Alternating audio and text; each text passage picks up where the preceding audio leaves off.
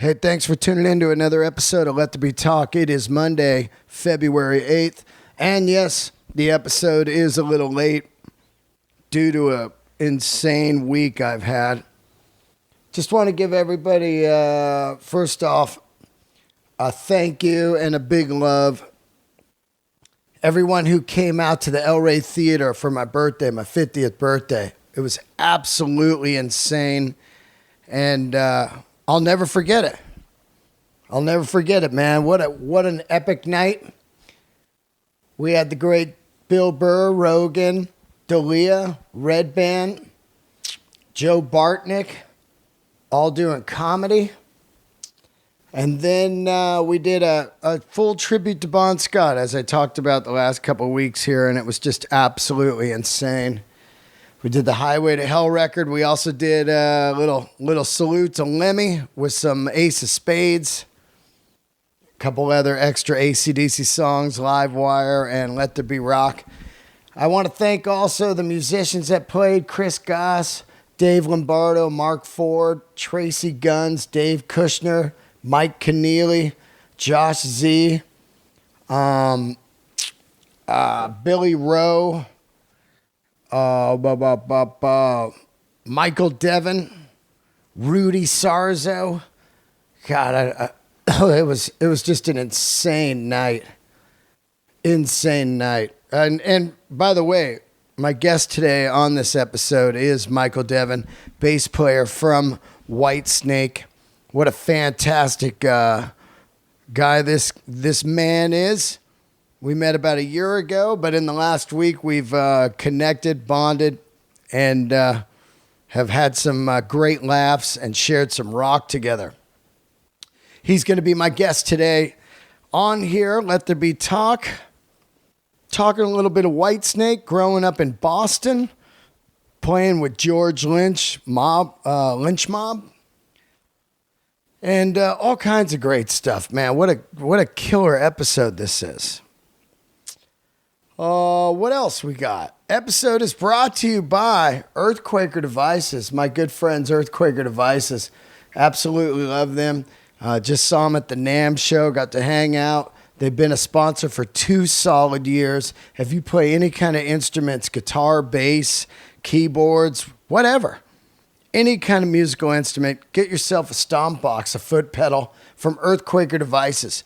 Hand built in Akron, Ohio. Made in Akron. Insane. Great sponsor. Earthquaker Devices. Check them out. Couple other announcements before I carry on. This week, if you live in Cheyenne, Wyoming, I'm coming out with Bill Burr. I'll be featuring for Bill Burr in Cheyenne, Wyoming, Thursday night, and Denver Friday night. I can't fucking believe it. It's going to be epic. Insane. Coming out your way, featuring for Bill Burr. How fucking great is that? That's incredible. Starting the year off, man, on fire. Thank you, Bill, for having me come along with you. That's going to be amazing. I can't wait. Also, I'm coming out to Columbus, Ohio, and Pittsburgh. The dates on that are February 19th and February 20th. You can get your tickets at brownpapertickets.com. Get those tickets. I get emails and tweets from you guys every day. When you coming here? When you coming there? I'm coming. I'm starting to come places. So get your tickets. I don't want to hear none of that. Oh, I couldn't make it this time. Next time. Next time might be fucking 2 years from now. So anyway, February 19th, Woodland Tavern, Columbus, Ohio. February 20th, Arcade Theater, Pittsburgh, PA. See ya there. Couple other notes. If you want to see any of the birthday bash, there's an incredible video that old Fletch put up. It's on YouTube.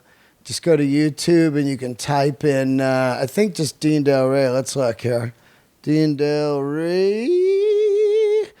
And you can type in Dean Del Rey birthday bash, El Rey, Rudy Sarzo. Shit comes up. There's a good 15 minutes of video. You can see everyone playing. Rudy, Lombardo, Burr. Burr played drums. He crushed it. Played Get It Hot and If You Want Blood. Our man Josh Z handled the Angus and just crushed it. It's funny, man, thinking about the birthday bash. After 2 days later, I went to see AC/DC, which was Friday night at MGM in Vegas. And as I watched them, I was thinking, oh, man, I'm so tired after that show we did at the El Rey. Oh, God. And then I watch AC/DC, and they just go 2 solid hours of full-blown 125 dB rock. And I'm like, fuck that. I'm only 50, man. Brian Johnson, 67, up there singing 2 hours straight. Some of the hardest songs ever to sing. Back in Black, Have a Drink on Me, Giving the Dog a Bone. He was killing it. Hell's Bells. Angus crushing it. The whole band crushed it. Vegas just smashed them with a little Sin City. So great, man. It's funny because I think about the age of those guys and how fucking hard they're working. The volume alone would fucking crush an ordinary person, a human. If you just walked on that stage and Angus just hit a fucking E chord and you were just standing by the speakers, you'd just fall over. You'd be done. It's so underestimated how volume can just knock you out, man. So, yeah, what a Friday night. My boy Greg from El Cajon Harley took me in the Hurl out to Vegas, saw AC/DC. We're dead center, just great seats, great sound. Stayed at the MGM, everybody's partying. I did the opposite, slept for 12 hours. I go to Vegas for rest. Perfect blackout curtains. It's a great bumper sticker. I go to Vegas for rest. Man. What else we got here? Let's see. Someone was playing a prank out there earlier today saying that Robbie Robertson died. That's not cool. I tweeted it. It wasn't even real. Fucking, what kind of people prank people like that, man? I mean, we're losing all these amazing rock stars. That shit is brutal. Don't do that. What a dumb prank. Oh, someone's dead. And then you're like, oh, fucking rest in peace. I love that guy. The band, man. Oh, and then, it looks like some people are pranking. What a bunch of dicks. Then I tweet it like just fucking sad. Fuck, man. Let's do this. Follow this man, Michael E. Devin, on Twitter and Instagram. What a fucking awesome human. And once again, thank you, everyone who came out to the El Rey. And thanks, El Rey, all the staff, and Emily. My girl Emily over there at the Comedy Store, just killing it, helping me out. That was so nice of her. And everyone else that was involved. We had mates. Rehearsal studio. Wow. So great. Everyone. And all of you for tuning in. Thank you. Keep the candles lit.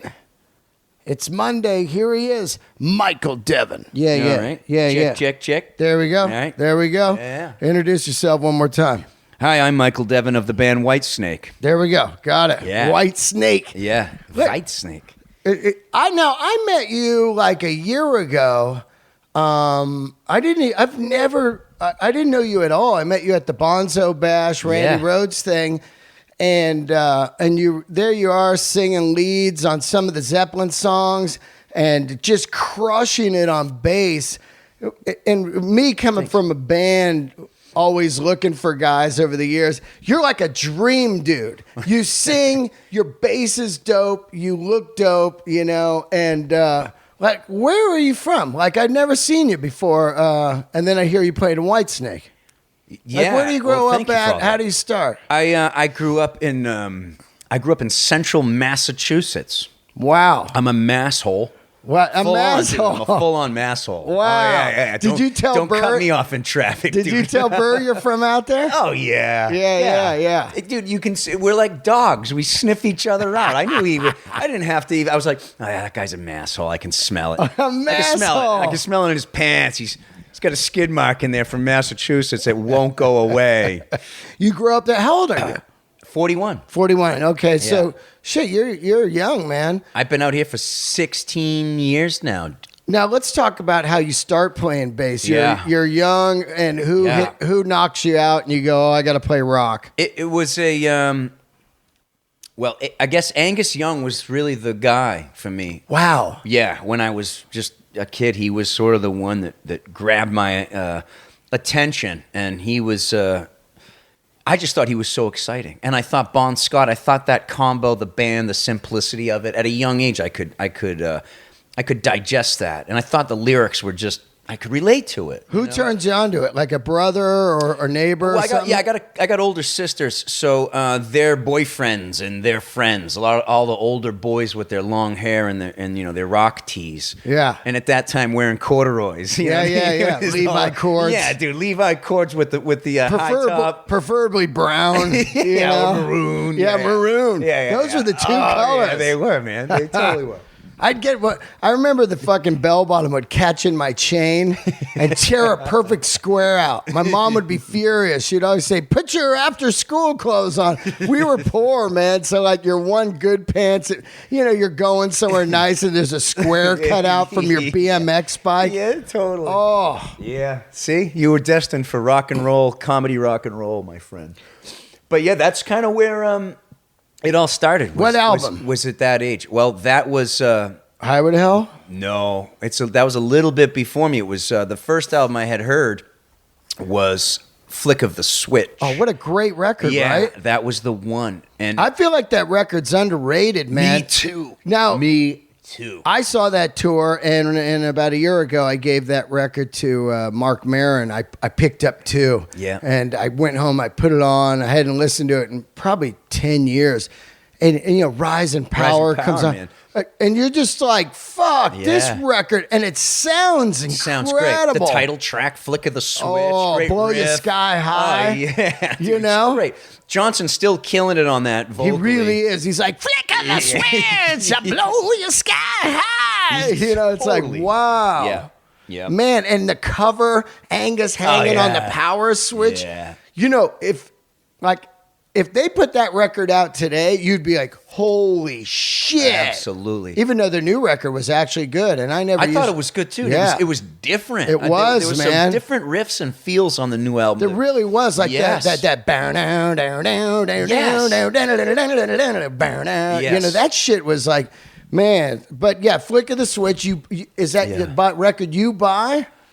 No, that is not the record I buy. That's just a record that I heard. And the one I bought was the one that came out after, which was Fly on the Wall. That one really changed my life because it was 85, 86. It was like when Fly on the Wall and Who Made Who kind of came out. And it was right at that age. I was just sort of, hitting puberty, man.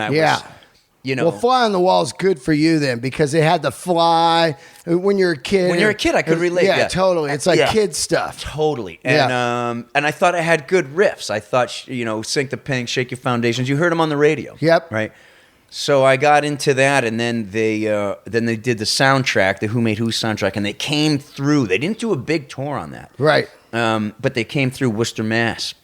Yeah. And I saw them. How old were you? Oh my God, dude, I was in seventh grade. I must have been life changer, man, game changer. What the fuck? I mean, I think Angus, it grabs you because you're like, what is that guy? Yeah. You can't believe the moves he's doing, the outfit he's wearing, the SG's evil, he's possessed, he's killing it. That's the other thing, man. Like, give me a guy who doesn't gyrate, duck walk, spin around on the ground, bang his head, snots flying, and hit the notes that he hits. That's insane. Just give me a guy to stand there and play what he's playing, and I would say that guy's impressive. I you know, know, what I'm saying? man. Oh. Put on top of it what he does, and it's like, how are you not hitting bum notes like left and right? It's insane, right? How is your guitar He's never even looking at the fretboard. No, and it's amazing. And when he was young, it was even more way compelling. radical. When I saw him, I couldn't believe how fucking fast he was moving on the stage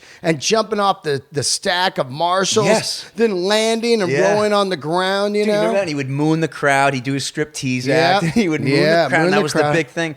But one thing I remember about that concert, and I had seen them every tour after that one. Yeah. We'd all pile in a station wagon and go out to the Worcester Centrum because I'm from the Worcester area.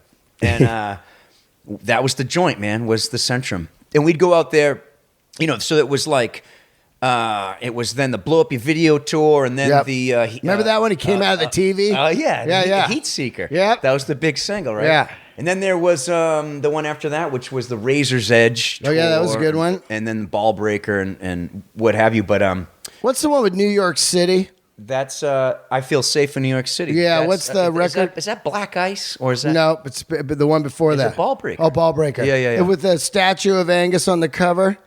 Yes, that's Ball Breaker. My buddy Dean Carr, he did the podcast. He shot that video, and he has that statue in his house. No way. It's fucking dope, That's man. awesome. I know, right? Yeah, that's fantastic. But I think that was definitely the impetus for like just getting into rock and roll. Like they were sort of the doorway through. I was a little young at the time, I guess, to like absorb what Led Zeppelin were doing. It was all, man, I'm talking young. I never smoked a joint. I was never drunk. I was just still a kid. Yeah, right. With little kid ideas. So I think some of the heavier, headier stuff, I didn't get it yet. I needed it spoon-fed through like pure adrenalized rock and roll. And I just think that they like embodied it, dude. Oh, God, yeah. They killed it. Well, now, you're into Angus, and I was too. Immediately, I was like, I got to play guitar. But you play bass. Did you start on guitar? I had a guitar for about, literally, man, a week, five minutes, really. And I didn't have a pick. There was this kid in my neighborhood who had a guitar. He had one of those Magnums you got from, Sears, right? Yeah. And I had this basement full of toys or whatever, and he had this guitar. And we were at school one day, and he said, I'll trade you.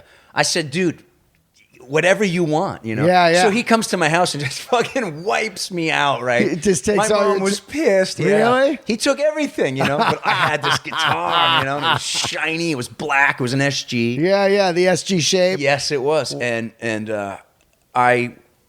long story short, I was sitting on my back porch one day. I didn't even have a pick, a plectrum, He didn't give me anything, no amp, nothing. And this older kid comes riding up, Matt, and Matt played bass. And I was playing this guitar with my fingers, on my picking hand. And he said, "Oh, you're playing that like a bass. Yeah. You should play bass." I didn't know what that meant. I'm like, okay. He's like, "Come down to my house, man. I'll show you." And I'm like, all right. I go down to his house, and he's got this bass world. He's got brand new Yamaha basses and big ass TKO, like just 115 or 118 or whatever. It was 118. Yeah. He was like one of like 13 kids, so he lived in the basement. Like his parents, like they probably sent him postcards. Yeah, like for get out of here. Yeah. And he just turned on the bass and he played. He started playing me licks like Tom Sawyer. Oh no shit. Sweet Emotion. And it was so loud and present. I was like, wow, that is the most badass thing I have ever heard in my life. Like, it just hit me, man, right in the center. And I'm like, this is it. I want to do that. Yeah. Because he was proficient enough. He could kind of get around on it and be like, look, this is how you rock this. And he showed me. And it looked a little easier, right? It did. Yeah. But I didn't, no one had plugged in a guitar amp for me yet and said like, here's an E chord. Yeah. That didn't happen. Just as fate would have it, it was a bass. And he says to me, I got this bass for sale. And if you come back on, if you it was $40 or something. And he said, if you're not back by Friday night, I'm going to pull a Hendrix on it. Oh. And I was like, well, what the fuck is a Hendrix? I Yeah. didn't even know who that guy was. So I'm like, all right, dude, I'll be back, you know? Yeah. So, like, you know, kind of funny, I go down there on Friday night on my bike, and as I said, he's one of 13 kids or 11 kids or whatever it is, you know. There's a lot of them. And so he's having this massive bash. Wow. And, with all these older kids that were, you know, doing bad things. Yeah. I'm trying to navigate my way through this, like, smoke-filled house. Like, where is he, you know? Yeah, looking for the bass. Yeah, and there's, like, black lights and all lava lamps, all kinds of shit going on in this Now, party. where do you get the money? Well, we won't talk about that. Okay. But, you know, I begged, borrowed, stole from everywhere. But, of course. Yeah, because I wanted this damn thing. Yeah. And you still have your guitar? No, I do not have the guitar. The guitar gets traded. That's where I got some of the money for the bass. Gotcha. And, so you're just doing whatever you can to get this bass. I really am. Yeah. Because he just floored me with it. So I show up to the house. I got the money. He's feeling good. He gives me the bass. He gives me all of his pedals, flangers, phasers. He's giving me shit I don't even know what to do with. Yeah, wow. He gives me songbooks. What a deal. Totally. And he gives me an AC/DC, you know, songbook for bass or whatever. And I go home and I open the case, and it's the kind of the goofiest looking thing I'd ever seen. It had this big headstock. It was a Hondo. It was not a Yamaha. Oh, yeah. So it didn't really have the streamlined design to it. It looked more like a Fender Jazz, you know? Yeah. P bass. And I'm like, I don't even know what to do with this, but he called me the next day and he said, you got to bring back like 3/4 of the shit I gave you last night. I was feeling too good. So I brought it back. What a dick. Yeah. But I understood. Yeah. But he said, you know, you can keep the flanger and you can keep the tuner or whatever. But he showed me when I brought it back, he showed me some licks. He said, this is Iron Man. Yeah. I knew Black Sabbath, you know, and I was already a fan. So he said, this is Iron Man. It's easy. Go home and learn that. And dude, that just kind of set me off on that path, you know, and it was just an exciting time for me as a kid. I look back at that time very fondly because I was getting to that age, you know, I was getting into rock. I was getting into Chicks. Yeah. Yep. I was getting into The weed. all that. Yeah. The trifecta. All the stuff that comes along with puberty and the excitement of just being part of what you consider to be, you know, a gang, people who are into rock. I started seeking out other kids who got it too, and it was really exciting. So that was it. It just opened my mind. He started tuning my ear. I started listening to a lot of bass. And who were your guys early on? Well, after the bass came into the house, then I understood Led Zeppelin, and then I understood all those bands that were so bass heavy, Rush, Sabbath. You know, my original guys, I would say, right off the top of my head, it was Geddy Lee, it was Geezer Butler, it was John Paul Jones, it was John Entwistle, Steve Harris. You know, I'd say those were really my guys. Just Maiden riffs, man. Like, Maiden. Way over my head. Like, I couldn't even, you know. I could probably get the beginning of Run to the Hills. Like, after that, it was over. I was like, okay, I can't even touch that. You know? That shit, like fucking Rothschild, you know? And I mean, what a fucking player that guy is, you know? And then he's writing all the songs and the lyrics. Yeah. I mean, what a genius. Oh, yeah. I remember when I was a kid, somebody, you know, like when you're still passing along info when you're young, it's pre-internet days, right? So you get a lot of rumors about bands and any little bit, you know, you're like, wow, no way. Yeah. The old cow tongue sewed on Gene Simmons' tongue. All that kind of funky shit. Yeah, totally. You know, Rod Stewart OD'd on semen. Remember that one? Like, gross shit. You're like, what the? Yeah, oh, man. That's amazing how that fucking thing spread. You know? It's crazy how those... I mean, the entire U.S. with no internet, no fucking... And that story's not on the news, so it's just fucking word of mouth. But, dude, it's fact as far as I know. You know what I mean? It's like, you had a stomach pump. Yeah. I mean, ridiculous. But I remember somebody telling me that Steve Harris got a lot of his song ideas from dreams. Yeah? Yeah, like he would wake up in the middle of the night and just start penning down ideas. And I was like, wow, what a I'd like to have those dreams. Dreamscape this guy's got. Yeah, pretty awesome. So you fucking, now you're getting the bass. Yeah. And how long does it really take you to start getting good? Because, I mean, Dude, you are good. Dude, you know? dude, I sucked. And like when I was a kid, I really sucked. And like, look, anything you start, you know. But my sisters were probably the impetus for me to get, you know, proficient at it because, you know, man, we were kids and they just bust my door open and be like, "Oh my God, will you shut that thing off? You suck." Oh, you know? wow, really? Like, oh, yeah. There was a lot of that going on, a lot of hazing in the house. God, it's driving me crazy how much you suck. Oh, yeah. And what are you doing? Are you playing the records? Playing along with the records? Yeah, cassettes, man. Just doing this. Yeah, and then I play here a little bit. And then here a little bit.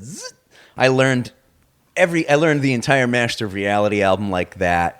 You know, I learned like a lot of Rush went over my head at that age. But you know, I'd pick up the intro of Tom Sawyer. That shit is hard. I mean, you know, you don't even know when you're a kid. Like, oh, part of it's like the Moog pedals. You know, he's playing those Taurus pedals or whatever, and then he's playing other shit with his hand. You're like, what am I learning here? You know? Absolutely. But also different tunings. Oh, you don't understand that. You're like, why doesn't this sound the same? Yeah, you know? Absolutely. Yeah. Yeah, he was definitely not, you know, a bass player I could wrap my head around for years. It took a while. And I guess Black Sabbath was a band that I could kind of wrap my head around. It was, you know, pentatonic based, it was bluesy, and Geezer was great. He was all over the place, but I could still get into the riffs. No, totally. You know. Yeah.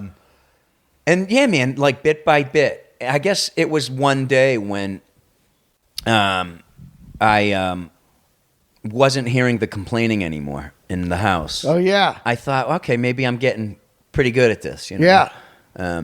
But I was an introverted kid, I'd say, like at that point in my life. Did you have long hair? Yes, very long hair. Yeah. And yeah, man. I mean, I didn't leave the house. At that point, I just didn't have much of a social life, you know. Not much. No. I just stayed in my room and smoked pot and play bass. Yeah, no friends in school? Yeah, when it was school time, I had friends. Right. You know what I mean? But like on the weekends, I just sort of stopped going out. I stopped kind of partying, and I just started playing. Yeah. But yeah, I've always had, you know, really good friends at school. And I was lucky. I grew up in the neighborhood that I had a lot of kids that we were tight. And we still are. Those are my boys, you know, for life, you know what I mean? And those neighborhood friends are the ones, man. Yeah, dude. One ended up marrying my sister. Wow. Yeah.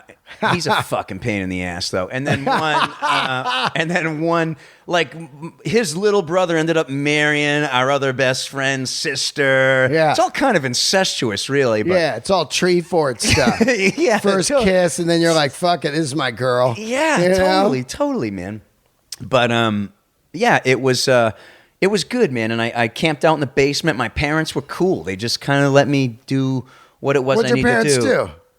Yeah, you know, they were working class folk. My father worked for Digital Equipment Corporation, DEC, which was later bought out by Compaq and later bought out by Hewlett Packard. It was all computers. He was in that world. Wow. Yeah, and my mom worked. Most of her career was in for the National Guard. Really? Yeah, she was in the office. She was a secretary for the National Guard. Wow. Yeah. So what's your first band? Yeah, you're playing for a while. You're getting it going. Now you got to get in a band. I had to get in a band. Where do you find them? High school band, music store. Yeah, there were some high school bands that I would try to mess around with, but you know, my commitment, I guess, at the time was just not really strong. I was sort of I was wild, man. You know, I was very wild, and so sort of to show up at practice and kind of focus on, you know, original music. I just didn't have the I just didn't have the scope for it yet. You didn't really care. You were more into like covers, like, man, why aren't we playing Zeppelin or something, right? Yeah, there was that. Or you're looking at the tunes like, these aren't good. Like, you know, I like AC/DC. Okay, yeah. Well, here's the truth: is like when what was popular at the time was hair metal. Okay, yeah. And no disrespect to that genre, but there's no bass. It doesn't exist, dude. Yeah. Give me any album from that era, and there's no fucking bass. So yeah, you're right. Except for GNR. That's an exception. There's a few exceptions where there were some bass, prominent bass. Yeah, like Motley Crue. Yep, there's some bass going on there. Yep. But for the most part, man, most of the things that were popular on the radio, the Poisons and the Slaughters and all the rest of them, I don't have to name them all, but I'm like, God, this is pansy bass players. I wanted fucking Geezer. I wanted Entwistle. I wanted that shit, you know? Yep. Like, where's the dirty bass sound that's just like dominating the mix? 70s rock, you know? And that's where I came from, really. My aunt and uncle, they were, you know, hippies, and they had a great LP collection. And I heard all that shit going on in there, man. Like the Guess Who and you know, MC5 and stuff that just had...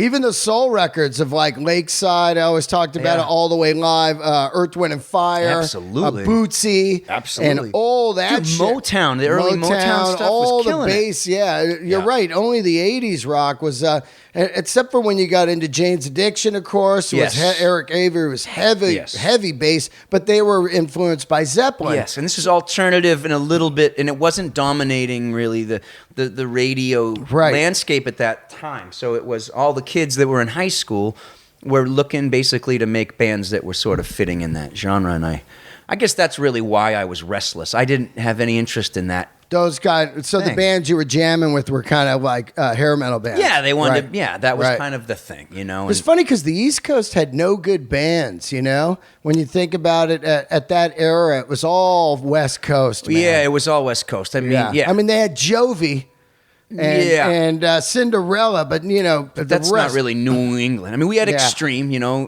that came out at that time. But anything that came out of Boston, I mean, at that time really was all pre hair. Yeah, you had Aerosmith. Yeah, the best. Yeah, the best. I mean, Steven Tyler, forget about it. It's incredible, those records, right? Oh, man, fuck. Dude, we did some dates with them and Whitesnake. Yeah, when we were in South America. Yeah, and I was so shy, like I could not. I'm like, I can't even say hi to these people. Wow. Yeah, this is how much they meant to me growing up. But so Doug Aldridge, who was in the band, he was in Whitesnake at the time, you know, he came into the dressing room and he shows me this picture and he's like, check it out, man. Yeah. And it's him and Joe Perry. Yeah. And I had met Steven, but it was, you know, Joe seemed like he was so elusive. Yeah. I was like, you fuck, you know, how did you do that? Yeah. You know? He just went up to him and talked Republican stuff with him, probably. Dude, probably. You know, swap gun stories, right? Yeah, gun stories and Civil War stuff. Yeah, totally, dude.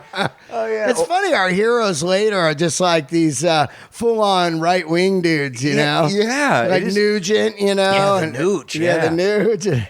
But I think he always had it in him, Ted Nugent. He was always that guy. He just pushed it down. We just didn't see it. Yeah. I often wonder when I saw him play in front of 60,000 if he was just looking out at the crowd like, fuck you, dirt bags. You know what I mean? Look at these dirt bags. Yeah, totally. It's so weird. I know. But there is a great irony in the fact that Ted Nugent and Joe Perry are such great friends when one was so, you know, he was a toxic twin. Yeah. And the other one is so... you know, boisterous about being anti-drugs. I think that's it's like the Odd Couple. Yeah, absolutely. You know what I mean? Absolutely. Perry and Nugent hanging out.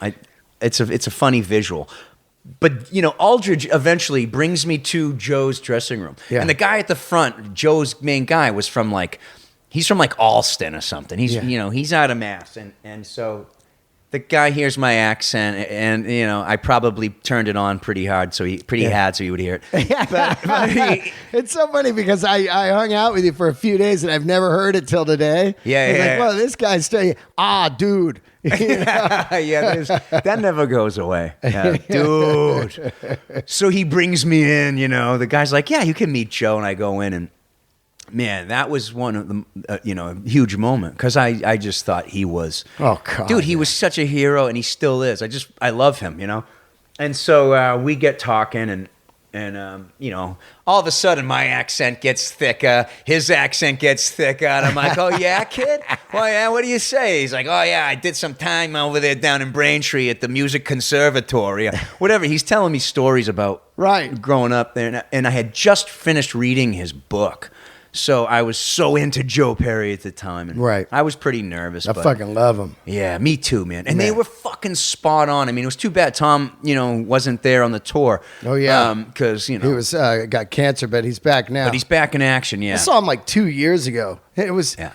I'm at the Staples Center. I'm seeing Aerosmith and Cheap Trick. Yeah. both of them sound like the day I saw them. Yeah. You know, back in the day. Oh, yeah, I mean, man. Robin Zander crushing it. He just doesn't. He's like Tyler, man. His voice just doesn't age. There's something freaky about that, where he can still pull off all of. It's fucking great. You know, what do they man. call him? The man of 1,000 voices, because he's got all these different voices. He can give you the grit, the high end, you know, but he can give you these really soft ballads, you know. Yeah. He's awesome. Cheap Trick's.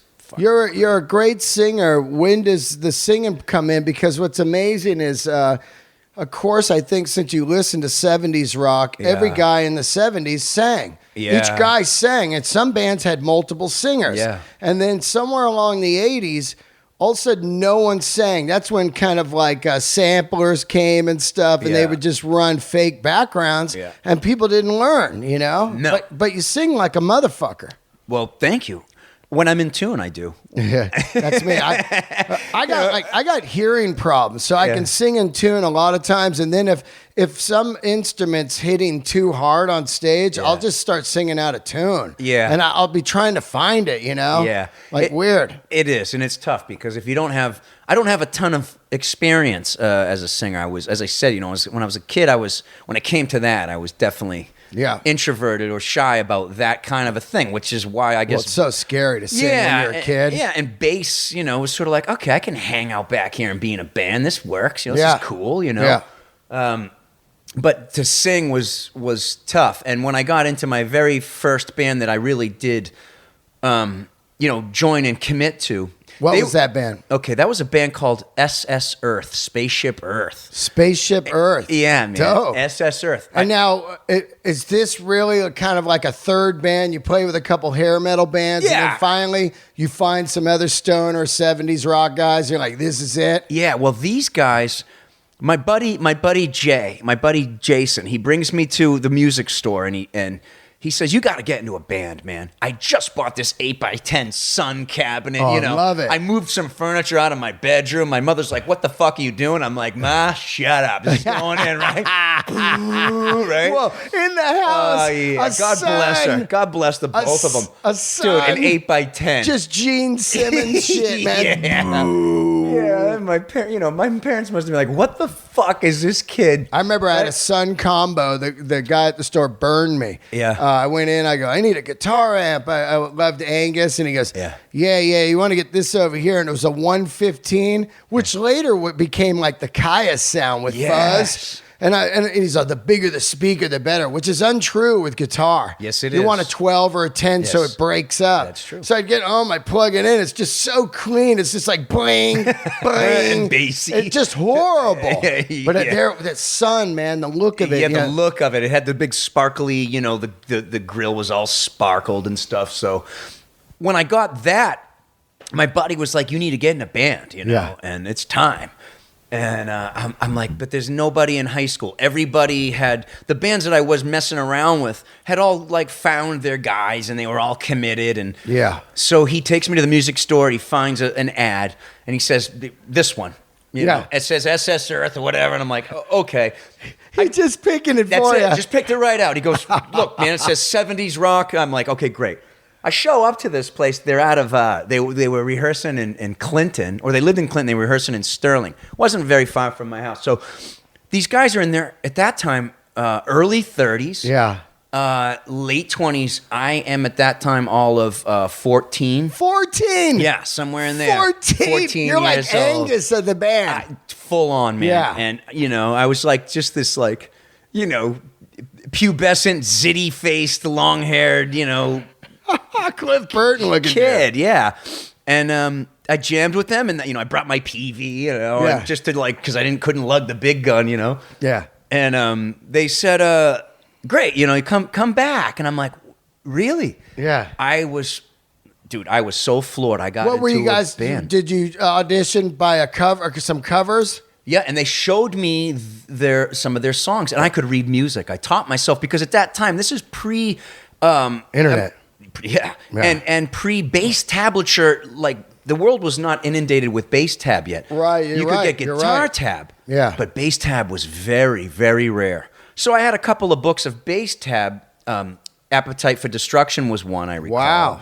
So I got some of the Duff stuff down, but I had to teach myself how to read music because all the books I had on Zeppelin and Sabbath and stuff were full on musical notation. Right. So I did. So how do you learn that?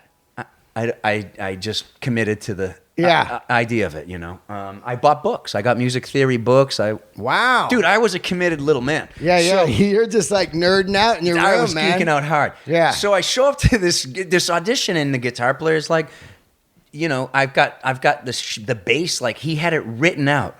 He was that proficient and that committed to his music. Wow. He hands me the sheet music, and I was like, okay, I can do this, you know? Yeah. I learned some of their riffs, a couple of their songs. We jammed a couple of, you know, covers and stuff, and off I went. And I was so excited.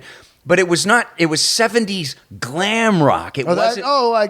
You know, like some Bowie and some some T-Rex, T-Rex, Bang a Gong, and all that. Yeah, but Queen, they were really into Queen. Wow, dope. It was a world I knew nothing of, but yet it was a band, and the drummer was good, and they were older, they were experienced, and I'm like, I want to do this, you know. Yeah. I wheeled in the sun the next day, whatever, the next few days, and we basically hit the ground, and then we played this gig. We got a gig at the VFW, you know. Yeah, the VFW. And I love the keg party or something. Yeah. So there'd always be a guy that would rent a VFW. He would say there's going to be a 20 keg party. There's really like 2 in the back. Band plays. They call the cops on it. And then, the guy makes like $2,000. That's exactly you know? what it Oh, is. man. It's exactly I what went happened. to a million of those, and they were so fun. Oh, dude, they were great. That's where I started cutting the teeth, was there. But I was freaked out because this band suddenly says, okay, you know, we got this gig coming up, and what are you going to wear? Oh, yeah. And I was like, what I got on, you know, like a jeans, a T-shirt. And they were like, no, man, we dress up. Yeah. And I'm like, well, what the fuck does that mean, you know? So it's all of a sudden, man, out comes the leopard print and the spandex and the boots and the glitter and the thing of the 80s, the thing, you know? Yeah. And the spandex, and I'm freaking the fuck out. I'm like, oh my God, I can't. That's like your package is showing. It's just the whole thing, man, just the whole thing. And so I'm like, but I liked, you know, looks of the 70s. I like Cliff Burton. Yeah. You know, in Cliff Burton in Metallica, they wore spandex back in the day. Yes. And then he just wore the bell bottoms. And they busted his balls about it, too. Yeah, it was crazy. So Yeah. there they were, black spandex, bullet belts, and the Reebok high tops, you know? full on. And the fucking sleeveless shirts. And there he is, denim on denim. Yep. You know? The Canadian tuxedo. Fuck yeah. And looking dope as shit. He did, man. And he was the guy I wanted to be. Me too, full on. And they hazed him for that whole look. And he was like, fuck you, I don't care. This is what I look like. You know? Yeah. God bless him for that. But yeah, that was more my style. But thankfully, the guys in that band,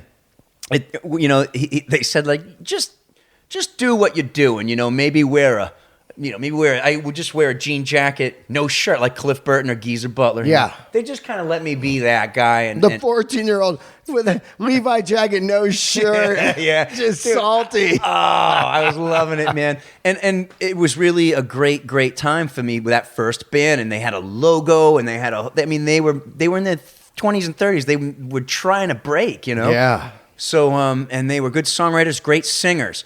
And that brings me back, I guess, to singing. Is they said, like, you got to sing. Can you sing? And I was really shy, but they gave me harmonies. We were doing trying to be Queen, you know? Yeah. Wow. So that's where it kind of began. And then after that band, after I left that band, I went to other bands. I never bothered to say I could sing. It was just, I was too shy, and I don't want to be stuck behind a mic, that whole mentality. How long does it last with the Spaceship Band? It lasted, I want to say, maybe a year and a half. The drummer quit, and when he quit, it changed things for me. The dynamics, Yeah, and I had also, you know, a year and a half when you're that, you know, age, I went from being 14 to having my license. Yeah. You know, like Was now your mom and dad coming to the gigs? Like, holy shit. Hell no. But you know who were my sisters. Yeah? Yeah, they were like my first fans were my sisters, Yeah. man. They'd show up to anything, you know. They'd sneak me into bars, the band would. They'd say, oh, he's 18 or he's 20, you know what I mean? Yeah. I'm all 14. Yeah. Well, we would play some bars, but yeah, my sisters would come, keg parties, whatever. But when I left that band, I started getting into 4-track recording. Yep. Got like a Fostex or something? Yeah. Yeah. I actually traded the Sun amp Yep. to a buddy for a 4-track. It was called a Vesta Fire, and it was out of Radio Shack. And I got this thing. I couldn't believe it because he was making music, his own music. Yeah. And it was what I like to hear. It had riffs, and I was like, wow, this is like, you're writing this. I want to do that, you know? Yep. And I just started plugging away at that in the basement, writing, learning. And that's really when I started getting into it. Because as I say, when that band, when I lost the drummer and I was getting older, all of a sudden, Alice in Chains. Oh, yeah. Came out. Yeah. Man in the Box was on MTV. And I'm fucking like, great. That's what I'm talking about. That song Wood has one of the best bass ever. You So know? cool. So the 90s comes along, okay? Yeah. And all of a sudden, it's back to bass. Yeah. Nirvana's album was, Teen Spirit's all bass. You know? Absolutely. Yeah. So all of these bands that are coming out, Soundgarden, and it's all bass heavy, and it's like it's 70s, but yet it's also got the AC/DC. I always thought Soundgarden, he had Brian Johnson was in there. Yeah. Ronnie James Dio was in there. And Yeah, that yeah. voice of his, Totally. you know? Yeah. And the music was straight Sabbath. Full on. Louder Than Love is a Sabbath record. Dude, full on. Fucking great. Yeah, amazing. With a sprinkle of Jane's Addiction. Totally. And so I'm like, this is the shit. And suddenly the band I was in seemed really passe and sort of like, what's with the spandex? Yeah. You know? Yeah. The 90s gave me permission to kind of go back to the 70s and be okay with it. Yep. And so, and as cool as the 90s were, like bass players weren't singing. It was still a lead, 3-piece with a lead singer, like The Who and Zeppelin and Sabbath, So it really was not until years later, man, and I mean many years later, where I meet David Coverdale. Yeah. And he says... Now, we're flying forward. We're flying forward, Do you meet him in Boston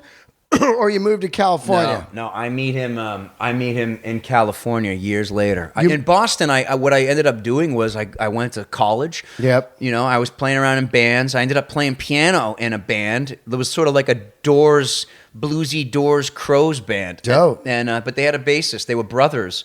And, they were my good friends. They still are. And so I was like, can I play piano in this band? Yeah. Because I was exploring different instruments at that age, Yeah.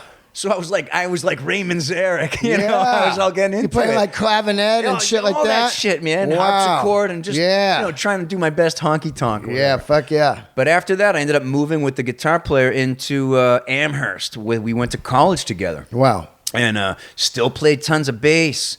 But we were doing crazy shit. We were geeking out. We were playing Bach and Chopin. We were doing duets with guitar and bass. We were really geeking out. Yeah, Nerdville, dude. Studying, drinking tea, playing bass. Wow. Not rock and roll at all. Yeah, yeah. Like learning Sting. Learning Sting. Not cool. Yeah, learning Sting. Yeah, it was bad, but... Sting solo. Yeah. It was 10 Sumner's Tales. Yeah. Shape of My Heart and shit. Shit my mom likes. Yeah, mom rock. Yeah, we were nerding out, but yeah, good times. But anyway, I ended up, long story short, I ended up moving out here.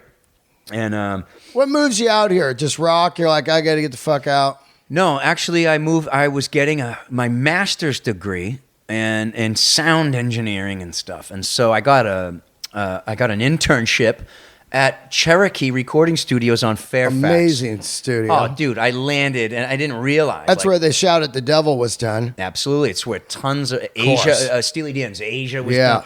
Sammy Davis Jr. sang Candyman in the upstairs bathroom. Wow. Yeah. Ring-a-ding-ding, babe. Yeah, baby. It was awesome. And I kind of landed there, and I'm like, I had no idea what I was getting into. You got an internship? Sinatra, yeah. Wow. And I'm like, wow, man. George Clinton was recording it at the time. Stuart Copeland was in and out of there. Snoop Dogg was in and out of there. John Carpenter was mixing something in there. Glenn Johns was in there. Glenn Johns, amazing producer. Oh, dude, so many things were happening. Henry Rollins was camped out there. Wow. There were more. I just can't remember them. Super famous studio, though. Dude, huge, historic. And I was just getting coffee, man. I was an intern. Just, just being around it. But, and that's what I wanted to do. I guess I just wanted to engineer and produce, but I really wanted to be on the other side of the glass, because I'd hear this band come in and I'd be like, nah, bass player, man, is not. Wow. I think I could do That's got to be fucking tough, right? Yeah, it was. And then, but my manager this dude played guitar, and he was kind of like a cross between Nine Inch Nails and Prince. Like, he wanted to be, the manager of Cherokee. Yeah. Wow. He wanted to be like Prince Reznor. And Reznor. But he was killing it. And he, after hours, if it was quiet, he'd put on his tunes because he was basically recording it for free. Oh yeah, of course. And it all sounded great. And I was like, this is pretty cool shit, man, And we started jamming. Yeah. And that sort of set me off on the path of playing bass in LA. And I'm like, okay, so there is hope out here to do this. And I couldn't stay at Cherokee forever because they weren't paying me. Yeah, you're an intern. Yeah, and so it was getting really tight. And where were you living? On the floor? Or just dude, I was living not very far from here in Sherman Oaks on Van Nuys and Magnolia. Wow, ghetto. Yeah, dude. And I was living with, I had a roommate, and still kind of living off of school loans and credit cards. So I was going down that path. Wow, yeah, dude, I'm still digging myself out of that hole. Oh, no shit. Oh, yeah, it was crazy. It was like I was just living for today, man. I really was. I was full on. But I ended up getting a job out in Thousand Oaks at Line 6, this company that made that makes the pods. Yeah, the guitar pods. Yeah, that guy, my boss, who was a guitar player, he sent me up there. He goes, dude, if you need a job, go up there. So I go up there and I meet the secretary. Her name's Valerie, and that was my in. She, Valerie. Just say that. Yeah. She's your friend. And I'm like, okay. I meet her. Long story short, she ends up becoming my girlfriend while I work there. And, she starts taking me out to shows and stuff, really. Yeah. But she gave me the CD, okay? And it was an album, and it was by a band called Ball. Oh, Ball, yeah, of course. It was the first thing I had heard out in L.A. that sounded like... Soundgarden. Totally. And East Coast rock. Yeah. Right? It was full on. And I'm like, but it kind of had a little bit of a mathematical, almost kind like of some Rush. Helmet. Yeah. Helmet, yes. Ball, Soundgarden, some Rush. Yeah, there's a little bit of that. He plays with time because he's Brian Tishy. Yeah. So we go to the Cat Club. I watch him. Joe Travers on drums. Yeah, Joe's great. And I think it was either Dorian Hartsong or I forget who was on bass. But anyway, I was floored. I'm like, I want to be in that fucking band. I want to be in that band. Yeah. And so.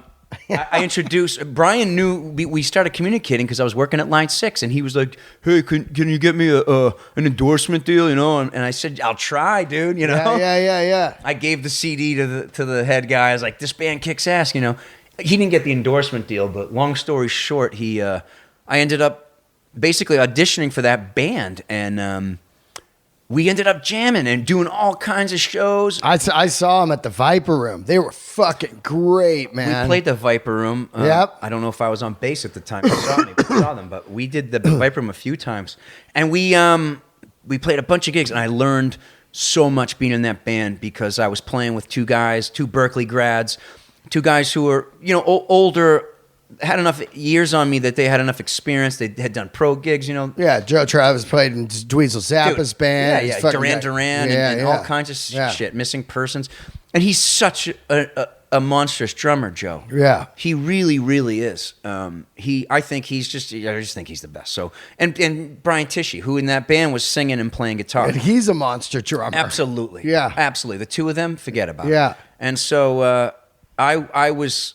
I was kind of holding on for dear life, but, I was putting in the work. I'm like, I'll get good enough to be in this band. Yeah. Because he had odd times and he had odd tunings and all that shit. Yep. But that's pretty much how, that set me off. Being in that band set me on the path in L.A., to meeting other people, because... we were playing out a lot. Brian's very well respected, and Travers is too. And we played the Cat Club a lot. Yeah. God, that place sucked. Oh, dude, it was just too loud. It was so tiny. But I had a blast in there because it was so fun. Oh, it was fun. But it's fun to play, but it sucks to be a fan in there. Yeah. Because it's just like, it was so just loud. right in your face. Yeah. Like, loud is great if you're in a room and it's breathing and everything. Yeah. But like, whoa, man, you go in there and go, I got to get out the back, go to the back. Oh, yeah. You go to the back and you hang. Yeah. Oh, yeah. After hours was great. We'd stay there till friggin' 4 or 5 in the morning. Yeah. Yeah. That was a good rock place. parties. Oh, full on, man. That and the Viper Room and the whiskey and the joint. We played all those joints everywhere. And we recorded, he had a little studio in his garage. I had a ball, no pun intended, but I really had a great time at that point with him. But then he went off, he had to go do his touring with whoever it was at the time, Billy Idol, Foreigner, whomever. But so I set off to, find other gigs to play and play with other cats. And like anybody else, man, just plugging away. Work. Yeah, plug away. Just keep going. Just keep pushing, And so I ended up with George Lynch. Oh, shit. Yeah, man. Whoa. Yeah, because Did you play in Lynch Mob or something? Yeah.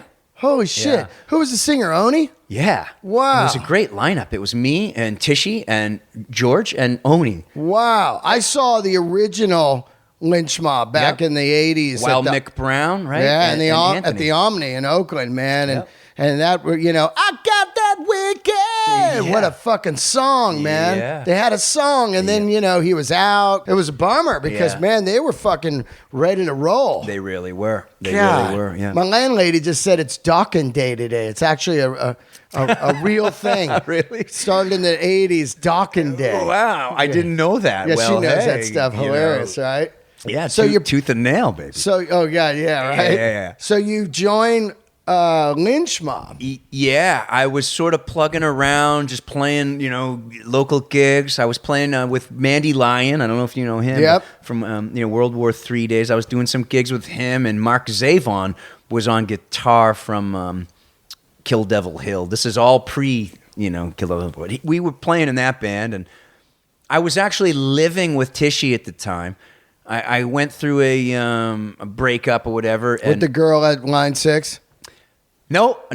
I had met another girl in the meantime because I had joined this really, it was the trashiest, seediest, most Hollywood LA rock band. It was like the coolest. They had a house in the middle, on Gower. Yeah. And, and it was nonstop. The house. I lived on Gower. You did? Yeah. What band was it? It was a band called Lithium. Wow. They were originally a band called Mindflower. They were transplants from Florida. Right. Okay. And so they come out here, and a lot of dudes went through this band. I met a lot of cats like Chris Frazier, who went on to play with Foreigner and Whitesnake. I met Scotty Coogan, Ace Frehley's drummer. He was in that band for a while. God, there were lots of cats. Just a breeding ground. You moved to LA, you joined this band, you live in Gower and Beechwood. Yeah, I think the singer used to call me bass player 21 or whatever.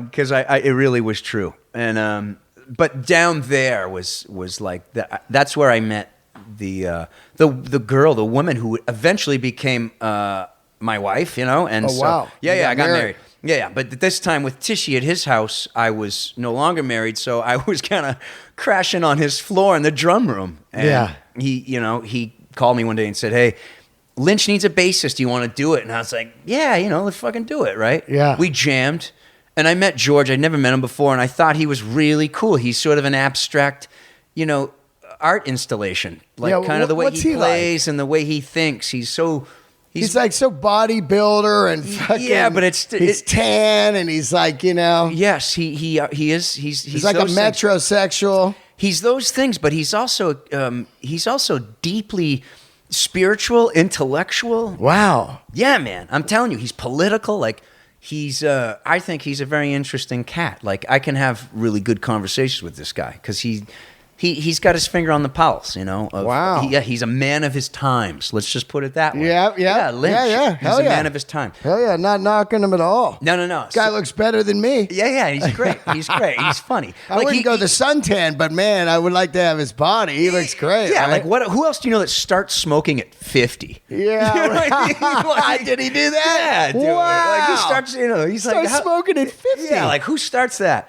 But Mr. Scary's the shit. Yeah, dude, it absolutely is. And I had a ball, dude. We got on the road, the four of us. We made a band. Oni Logan, great singer. Was he singing good at that time? Yes, man. Wow. Yes. And right. He's the one really who started prompting me to sing again because it was like, well, do you sing? Because we need, this time I'm in a band where somebody really needs a singing bassist, at least to do some of it. And I'm like, yep, I'll do it. Yeah, because Pilsen sang in Dawkin Like a Bird. Oh, Pilsen's great. Yeah, killer. Great bassist, great singer. So I'm like, okay, well, I got to do it, And I was just, again, pissing in the wind because I'm like, sing and play bass live consistently, when there's no monitors, when it's too loud, the whole thing. Yeah. And I tried, God bless Oni for singing with me when I was flat, but I was learning, again, just kind of cutting my teeth. And then I did that gig and we were out on the road and basically it was like I was squatting in a lockout, okay? Really? Yeah, I was squatting in a rehearsal. Yeah. I was squatting in there. And how do you do it? Like when you just act like you're playing all night and you go to sleep? Dude, it was tough. I paid my dues. Put it that way. Which place? I don't know if I should give it away, but it was by the airport over in Burbank. I got you. Yeah. Burbank area. That's our place. So I was squatting in there, and I had a great, like the place I was running was a loft, so it was massive up there. Wow. And and I had a membership at the YMCA. Yeah, dude, I was doing it. I did the same thing. I lived in a warehouse 2 years next to a muffler shop. Fucking 7 a.m. Cars would come in with no mufflers. I'd be like, what the fuck? Rise and shine. Yeah, man. Oh, yeah. I got so used to squatting in this place that I attempted to move into a regular apartment one time in like San Pedro, and I got so fucking depressed that I couldn't deal with it. I was like, I can't do this. I need to be able to sing, play, bash around the whole time and hear bands and noise. Like, that's what I had going, man. In the middle of the night, I could just plug in guitar and start fucking rocking. Yeah, right. And a couple bumps of coke, and I was up all night. Right in your opus, man. Yeah, fuck yeah. Oh, yeah. Aluminum foil on the window, go right to sleep. Oh, you had the luxury of windows. Yeah, I had one window. It was the door. It was a glass door. Yeah. Because it was like one of those warehouses that had an office. It was like for people that wanted to have like muffler shops or transmission shops. So it would be, you open the door and there'd be a lady there. Oh yeah, we can put you in at 2 p.m. I had one of those. So I made that part the bedroom. And then the studio was the warehouse. Well, you had a good setup, it sounds like. It was pretty good. But it was cold as fuck. I had a scary heater. Stunk and it was all full of dust. Oh yeah, full of dust. Dude, I would have the worst like dust boogers. Dude, all day. Yeah. But because that second place I moved into was in West LA, and it was not nearly as cool as the Burbank one. It was definitely unhealthy to be sleeping in there, but I could not get back to normal life. Yeah. And I would go to Tishy's and just, like see light, wake up with sunlight and shower and be around the human being, and he basically had what I was living in, just a home, but his home is a studio. Like he just lives for rock, And so I was I had literally 24 hours left at my place in Burbank, and I put an ad up. I needed a roommate so bad, or else now I'm homeless again. Yeah. So in walks this person who answers my ad, basically, and she says, "Can I come by and check it out?" And I said, "Absolutely." Yeah. And I give her my address, and she signs. She says, "Okay, great, thanks, Zoe." And I said, "Okay, great." It's a girl. Her name is Zoe. And so she shows up, and I bring her up to the place, and it's covered in all of my favorite people, and mostly Zeppelin and. And so we get talking, and I'm like, God, you kind of, I'm thinking like your face looks so familiar, and she keeps talking, and she's got a bit of a little British, She's talking, and dude, Bonzo's daughter? Long story short, it's John Bonham's daughter, okay? Oh, man. And I didn't put it together until she kept talking about her brother, and I'm like, okay. So she leaves, and then the light bulb goes off, and I'm like, Zoe Bonham. I ask a couple friends, that's her name, right? And she becomes my roommate. At the warehouse? Yes. At the studio? Yes. And I'm literally down to like 12 hours, and she says, let me give you a few months in advance. And I'm like, oh my God. It was a godsend. Yeah. And so I have Zoe Bonham as a roommate now, and she was great, and she was like writing music at the time, and like doing some really cool stuff. And so she gave me some hope at that time. Because Are you guys both living in the warehouse, or she's just rehearsing? She's just rehearsing. I don't think she even knows. Sorry, Zoe. I don't think she knows that I was living there. But she probably suspected. But anyway, I'm out on the road. I just get back with Lynch. We did a tour, and she calls me or texts me and says, "Hey, my brother's looking for a bass player. Yeah. Can I give him your number?" Wow, Jason. Yeah. What band's he doing? That Zeppelin thing? Yeah. Wow. And I'm like, of course you can. 5 minutes go by. I get a text. This is Jason. What Led Zeppelin songs do you know?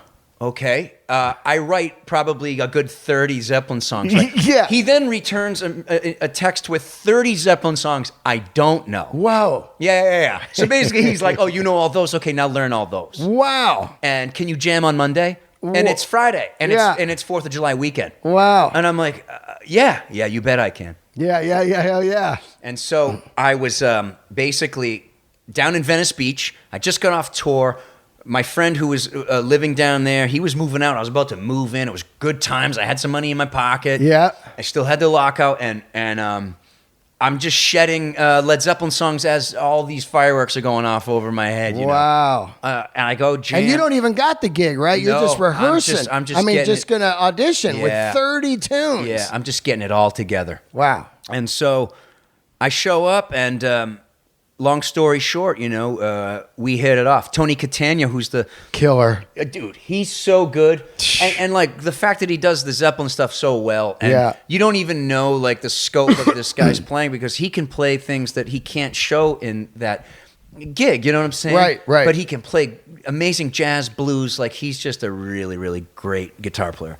And anyway, we had fun and we laughed our ass off, and I'm like, I was feeling so good when I left there. And he said, maybe you'll come, if you want to come back, we'll see how it feels again, and blah, blah, blah. He didn't give me the full-on you're in. Damn I don't it. think he ever gave me, like, you're in. Until he said, we got dates in Canada. Yeah. So you got a passport. Yes, your passport up to speed. Yeah. So then I went, okay, I think I'm in. But now this is the first run of that, right? Yes, we hadn't played a single show yet. So you got the video screens, yes, and you got fucking, and you're playing incredible set list. Oh, dude, and we were doing things like we were working up things that was never performed live. Yeah, right. Maybe now they have right now, but yeah. But at that first leg was very special, and the fact that he was doing something that hadn't been done since, I don't believe. Like, they brought out the different kits. Yeah. And so when we were playing stuff off the first album, it was the green sparkle. Like Tishy did on Bonzo Bash last year. Like Tishy did on the Bonzo Bash. Yeah. And he had the aluminum kit. He had his the Lucite kit. Yeah. The Vistalite. Yeah, Jason had the Vistalite. Did he have the yellow first kit?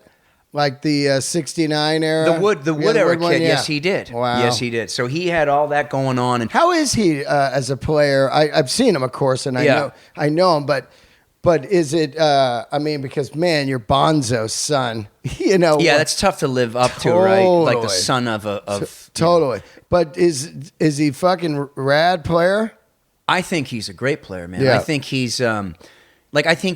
first of all, he knows that material in and out like nobody I know. Right. But he's also a musical, he's a musician. He's not just somebody who bangs a drum. He's got a great ear. He sings well. He writes. He embodies it all. But I think his downbeats are like the best for me. Like when he would come in on a downbeat, I just could feel that one. I was like, God damn, Yeah. Fuck, he did that gig, man. Because man, he was... He was great, and he was a good hang, and we had a lot of fun. It was the first leg of that whole idea. It was exciting. There was a lot of uncertainties. Yes, all theaters, and we started in Canada. Yeah, and I'm a Rush. I love Rush, right? So we start up in Dawson's Creek. Yeah, which is the middle. Dude, there's a fucking Walmart, and that's it. Yeah, literally. Yeah. And so we're up there, and we're just going. We had a few days of production, and we're playing everything we got, and our set list was 10 Years Gone. It was like Night Flight. It was Night Flight. It was like. How about are you doing like stuff off physical? Presence. Oh, like yeah, Achilles' Last Stand. We were T for One. T for One. Oh, we had all kinds of T things. for One worked up, you know. But there were these guys that were sort of sitting in the third row. They never clapped. It just days went by. Yeah. And they were just writing on their clipboards. And then Jason would come back to us and give us a fresh set list. Whoa. And 10 years gone is suddenly gone. Yeah. And eventually, the set list was basically just the hits. Yeah, because it's weird because people show up and we want the deep tracks. Yeah. But normal people go like, oh, I don't know these songs at all. Yeah, Isn't that weird? Yeah, where's Thank You, Whole Lot of Love. And, Black Dog. Yeah, Black Dog, Stairway to Cashmere, Heaven, and all that. But we were really wanting to do, like Wanton Song, and The Rover. Like we were into that world at the time. We managed though to keep Friends in there, and I'm a big fan of the third album. I love it. The transitional. It's my favorite. Oh yeah, it's the Growing Pains. I got album. 3 different copies of it, all mint. Whenever I see it, I go, "Oh, I need that." I already got it. Yeah. I don't give a fuck. The spinning wheel. Oh, dude, it's such a quirky shit. Everything about it. It's quirky. Yeah, for the acoustic. That third album, you're coming from an acid rock fucking Slain band to that. And Friends is God. Oh, dude, it's such a great song, and we worked it up where Jason, like, he played a beat to it. Yeah. So, and it was this big, like, kind of a big tribal dope. beat. And, God, it was awesome. Wow. And we worked up I'm Gonna Crawl off of In Through the Outdoor. Fucking love In Through the Outdoor. Oh, dude. Underrated. Yeah, totally. And we had, it was exciting, man. We had Dry Ice. Yeah, like, the stuff that hugged the floor. And spills over. Instead of up in the air, that's the best. Smoke machines, those are pale, dude. Yeah. Yeah. They're just built to make a person cough and gag. But we had like full on Dry Ice. It was totally psychedelic. It was so magical and exciting. I can't tell you, like, that time of my life. Singer was good on that. Yeah. Who was he? James Dillon. He's great. Where's he from? Oh man, you're gonna stump me because I know where he's from, but I mean, he's gonna kill me. Did he sing in bands? I want to say he's from the Carolinas. One of the Was he in bands before? How did Jason find him? He had his own. He was working on his own material. He had his own bands. Yeah, and because that was the first thing I went online to watch. Yeah, and let's check the singer. He was found, in the most modern way these days, YouTube. which is he was doing some Zeppelin covers on there, and Jason heard him and said, "Oh man, we're bringing this guy in." Yeah, and he brought him in, and killed it. And so we needed a keyboard player, and I brought in my friend Stephen LeBlanc, who went on to do the Bonzo Bashes and stuff. But we that was our original lineup, and it was great. We went out, we hit. Oh, dude, we did Canada up and down, and it was cool, dude. Jason was very, he was open to ideas, and so when we were doing Whole Lot of Love, we would go into Tom Sawyer. Oh yeah, in the breakdowns, we would just do different rush bits, and they went fucking crazy. Yeah, the fans went crazy because we just tipped the hat, I thought that was really cool. He would just he was fearless in terms of what he wanted to do, But it's cool. He would tell stories. Was a bit storyteller.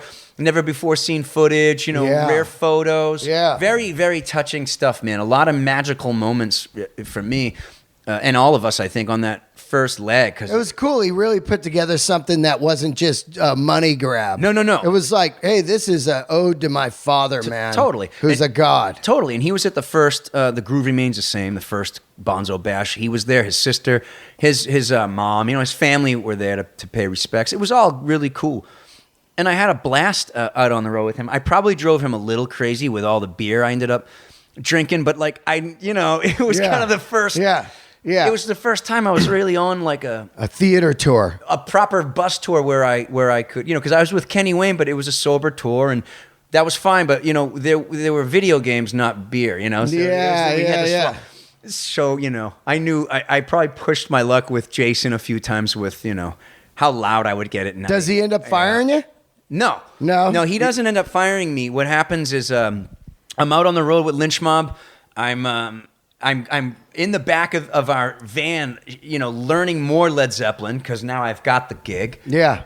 And so, Tishy is in, he got the Whitesnake gig. Yep. And so, Brian's, I'm thinking, another friend of ours has the gig on bass, it looked like. Yeah. And so I'm focused on Zeppelin. He's focused on Whitesnake. Lynch is pulling his hair out like, why can't I keep a fucking band together? Yeah. Right? And so Money. It's all money. Yeah. The next thing I know, Brian called me and he said, "Hey, David, wants some footage of you. You don't exist online," because I had no online presence. Just not that guy, Yeah. But so I set up my little flip cam. I filmed myself live, and in the Zeppelin thing, or just no, was it? No, it was the Lynch mob thing. Okay, yeah. I hadn't yet done a Zeppelin gig yet. Oh yeah, okay. And so I'm like, man, okay. I was a little bit afraid because I'm like, like this is opening up. I was working so hard on the Zeppelin thing, and I was connecting with those guys. I'm like, what if I lose one for the other? Yeah. I was freaking out a little bit, but in any case, I send him the footage. I meet him. He flies me and Tishy. We were playing a little gig in Reno. He flies us up to Tahoe. I meet him. I thought he was the wittiest. He was a very witty, charming guy. Yeah. And I knew immediately we were we were brethren. We were from the same tribe. I could tell. He's obviously, old enough to be my great uncle or whatever, my father. But there was a brotherhood there. I was like, wow, this guy knows music. Yeah. Like I consider myself to be a kind of a musicologist. I mean, that fucker sang in Rainbow. Or Deep Purple, yeah. Mach 2 or whatever. Yeah, there was Mach 3, Mach 4. Yeah, whatever it was. Yeah. And then he has fucking Whitesnake in the 70s. Yeah. I mean, we're talking, this guy's been in music all his life. He did a record with Jimmy Page. Yes, he did. Which I have here. Yes, he did. And, fucking unbelievable. Oh, yeah. He sold millions of records, stadiums. Yeah. He was on MTV on the hour every hour. Forever. It seemed like just for years he was everywhere. Dude, he fucking headlined A Day on the Green, I mean, just insane. Yeah, man. He was, I think, 21 when he came with Deep Purple. It was his first U.S. concert that concert, that big concert. And he... Oh, Cal Jam? Yeah, Cal Jam. Yeah, and he told me a cool story. He said, in my back pocket is a check for $1 million on that stage. He said that what? He said that his manager showed up and said, "I got your royalty. I got your advance." Yeah, for joining the band, or for record sales or whatever. Whatever was happening. Right. And it's a check for $1 million, and he says, "I'll hold on to it." And Coverdale says, "Like hell, you will." Wow. He wanted to hold on to that $1 million check. Wow, $1 million check in your pocket at Cal Jam. Yeah. First time in the States. Wow. First time in the States. That's an incredible story. Dude, stuff dreams are made of, right? Yeah. So, $1 million check. He's done so much, man, and he was so inviting. So he flies you up, you're talking, and then... We're talking, and you haven't even jammed him yet. He just saw your my video, and he brought me out on the back deck. And he was like, "Michael, you have absolutely no online presence. I mean, none whatsoever. What gives, And I was like, I don't know, man. I'm just kind of busy playing, So that was the beginning of him picking the scabs, Yeah. And the same thing, like with lots of things, man. He cracked me wide open, like. So anyway, I go back to my world of Lynch and Jason and stuff, and I don't really hear anything. Yeah. That morning, though, that I was there with Tish at the house, he showed me some of the new album they were working on. I plugged in my bass. Doug is playing me stuff and kind of hollering out chords as they're flying by, and I'm doing my best to hang on. What's his house like? Incredible? Yeah, it's awesome, dude. Yeah, it's right? Awesome. His house is out awesome. there in Tahoe? Oh, it's amazing. And he's on, he's the king of the mountain, dude. Yeah, I mean, that's where him and Paige worked on that record. Yeah. Paige had a little, he told me he rented him a place right on the lake, Sick. Yeah, it's awesome. But where I met him, they were renting a house to make Forevermore, the album I would eventually play on. And so I played bass on it just to, very quickly. And then he puts me in the vocal booth, quote unquote. Yeah. Which was like in the living room. And it had a window that looked out onto the lake. Badass. And the microphone was placed right there. Yeah. Just like Coverdale would have it. You know what I mean? Yeah, He would accept no less. Yeah. You know what I'm saying? So you just see him in there. Here I go again on my. You know, he's just looking out at the fucking lake, killing it. And so it's early in the morning. People are water skiing. Oh yeah, all that. Water dude. skiing. All that. So he's like, you know, it's early. It's like 8, 9, 10 in the morning. You know, I was up all night nervous. Me and Tishy are up there. We're playing with you know, Lynch mob. So it's, you know, we're working, right? So my voice is probably right here at 8 in the morning, you know. And he puts me in the vocal booth, and he's like, you know, you sing. I saw you sing on this Beatles tribute. He found it. I don't know how the fuck he found it, man. Yeah. But David, he did his research. He really goes that deep to find his dudes. He did, and he does. And he said, so I know you can sing. Don't bullshit me, you know. Yeah. Because I kind of gave him the, I don't, you know, kind of. So he puts me in the vocal booth, and I start singing. I'm a little shy or whatever. And he comes in, okay?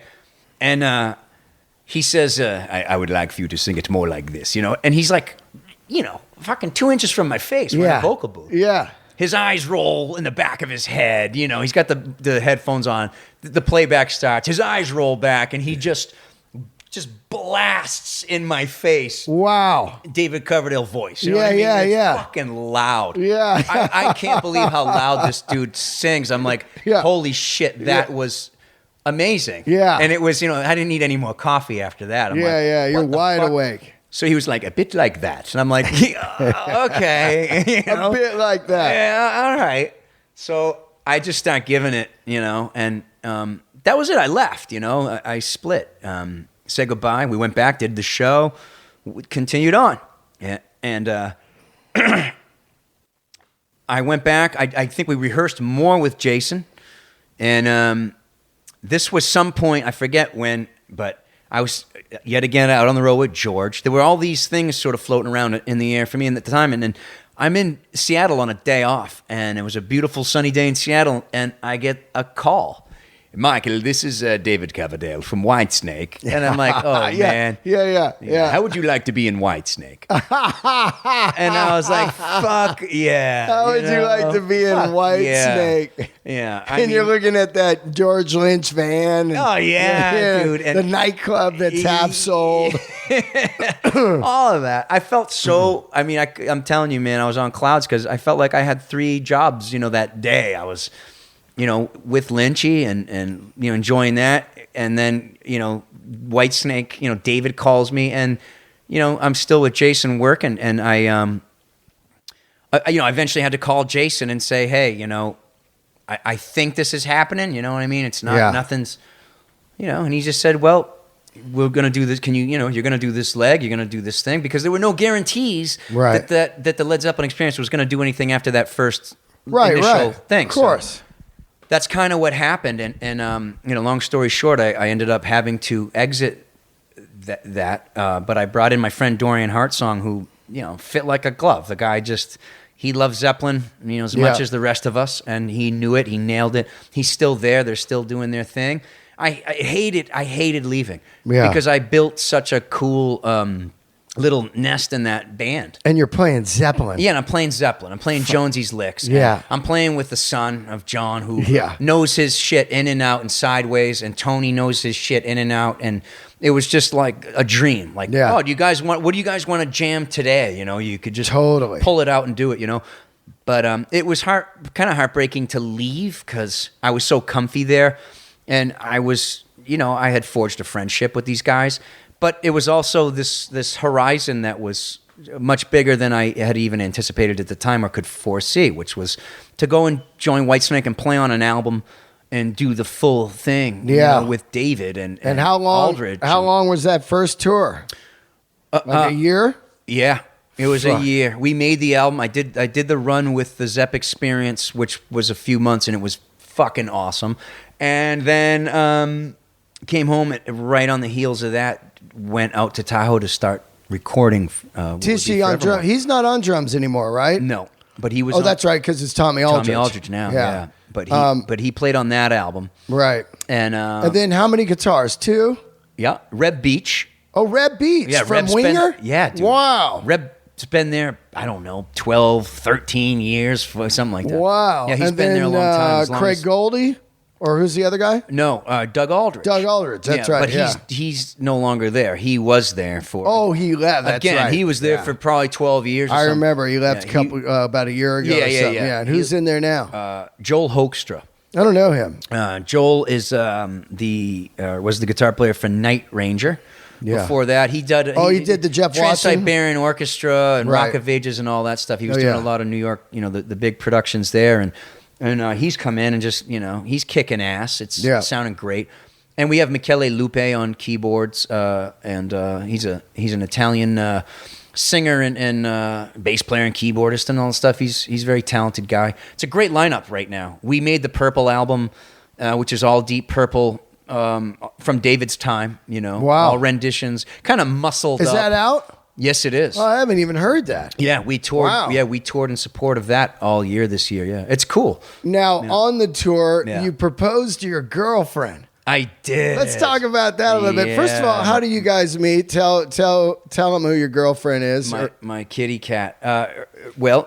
Her name is Drea De Matteo. Yeah, of course, from Sopranos and Sons of Anarchy, and now she's got a new show out. I saw on a billboard. Shades of Blue. It's right by. It's on Comedy Store. Van Nuys and yes, there's one there, Yeah, but there's also one on Van Nuys and Ventura. I just noticed. Wow, Yeah, she is absolutely incredible on both Sons of Anarchy and Sopranos. Yeah. Sons of Anarchy, man, she just played that junkie great, Yeah. And She's got edge and grit and rock and roll. Yeah. Now, how do you guys meet? Well, we meet basically through a mutual friend, and at the time I was very, very single, and just sort of living the life, And that Whitesnake on the road thing. Yeah, and the Bonzo bashes and all that stuff were going on, and I was just sort of plugging away. I was really, just kind of doing that, and she had experienced, herself a breakup, and she was married to Shooter. Yeah, right? Shooter Jennings. She was with him. They got a couple kids. Yeah, right. Yeah. They were never married, but they were. I met together her, and met her their years parents. ago back at like Viper Room or something, Yeah. somewhere, or maybe even the Comedy Store. I don't remember, but he hangs out there. I was just talking to him last night about some stuff. Yeah. He hangs out at the comedy joints, But we met basically through a mutual friend, and I left for the road. With this band called Steamroller, which is Brian Tichy and Doug Aldridge. It's a little power trio we have. We just play covers. Right. We just rock covers. I never even heard of that. Yeah. We just go out, and usually it's we're out in Europe, and we just go out there and just rock it. Wow. Czech Republic, and just sweaty little joints. Yeah. We play all night, and make some money, come home.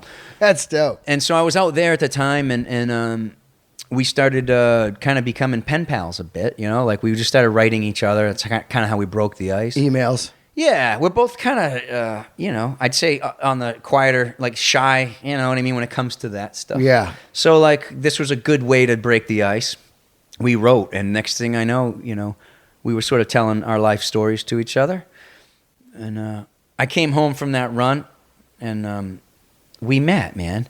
We met, and fireworks popped in the sky. And, wow! And all kinds of excitement was happening around my meeting her. I thought she was very different than what her characters are portrayed, or whatever. Like what her image is, whatever, right. However you want to word that. But she does kind of play a badass. Yeah, she does, right? Yeah. Is she that, or is she just kind of soft? That's what I'm saying. As I met this very soft and even though she can be tough, I just met somebody who's very soft and just sweet, gentle, like just very cool, likes to laugh. She's goofy. She's just fun, you know what I mean?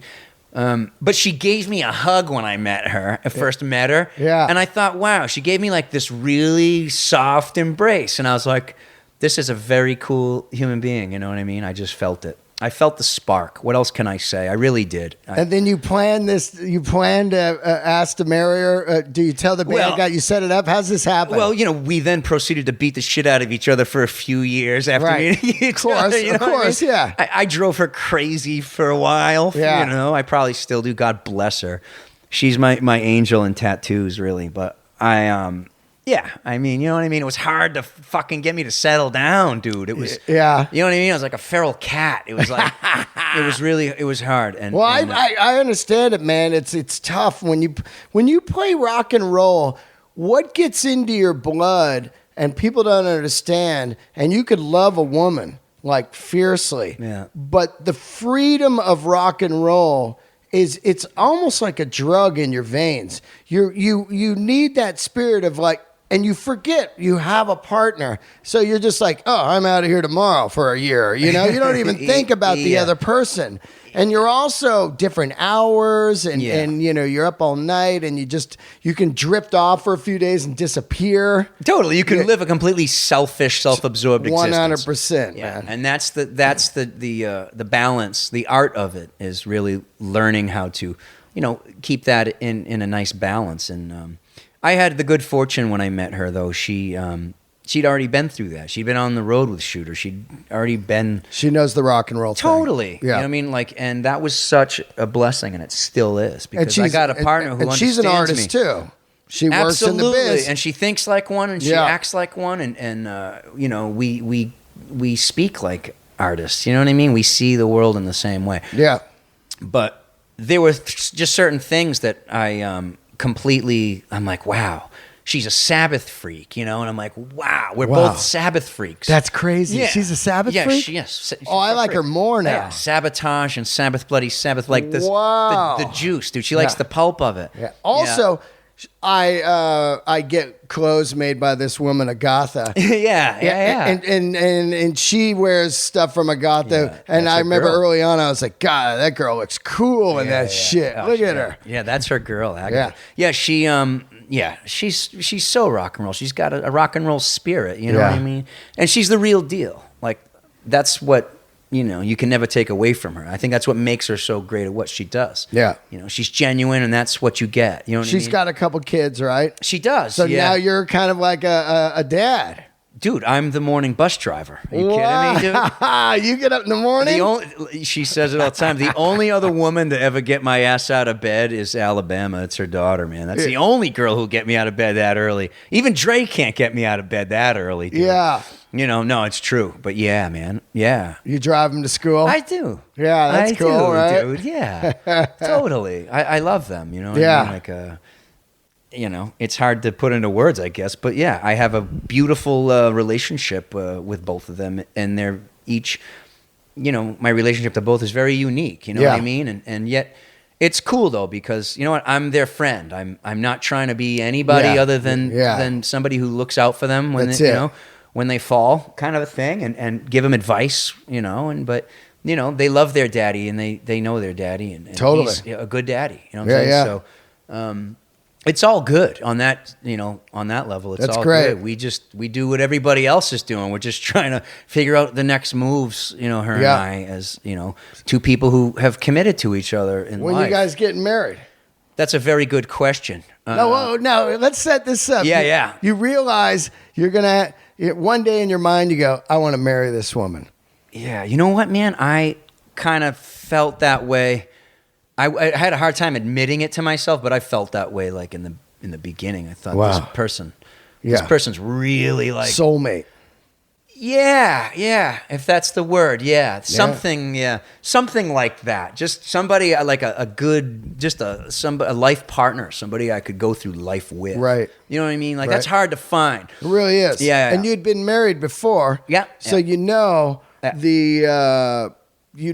it's right. Well, it's like being married to an artist, a musician. It's also how I affect the other person, right? So I could have the best wife in the world, but she may not understand the full depths of what it means to actually make it or get a gig or what you actually have to do or sacrifice to be what it is that you want to be, to fulfill that dream. You know what I mean? Totally. And play music and make a living. God bless all women who support they're musician boyfriends and husbands. But It's crazy, this thick skin they got to have. totally. you Oh, know? man. But I knew, man. I'm like, this girl is strong enough to put up with my shit. Yeah. Like, that's what I knew. I'm like, this girl is going to give me the run for my money. Yeah, She yeah. ain't going to tolerate much of my Yeah. shit, And I need that because Yeah. I can go fucking crazy. You know what I mean? Wrangler. We're in rock and roll. A Wrangler. Totally. And So you go get a ring?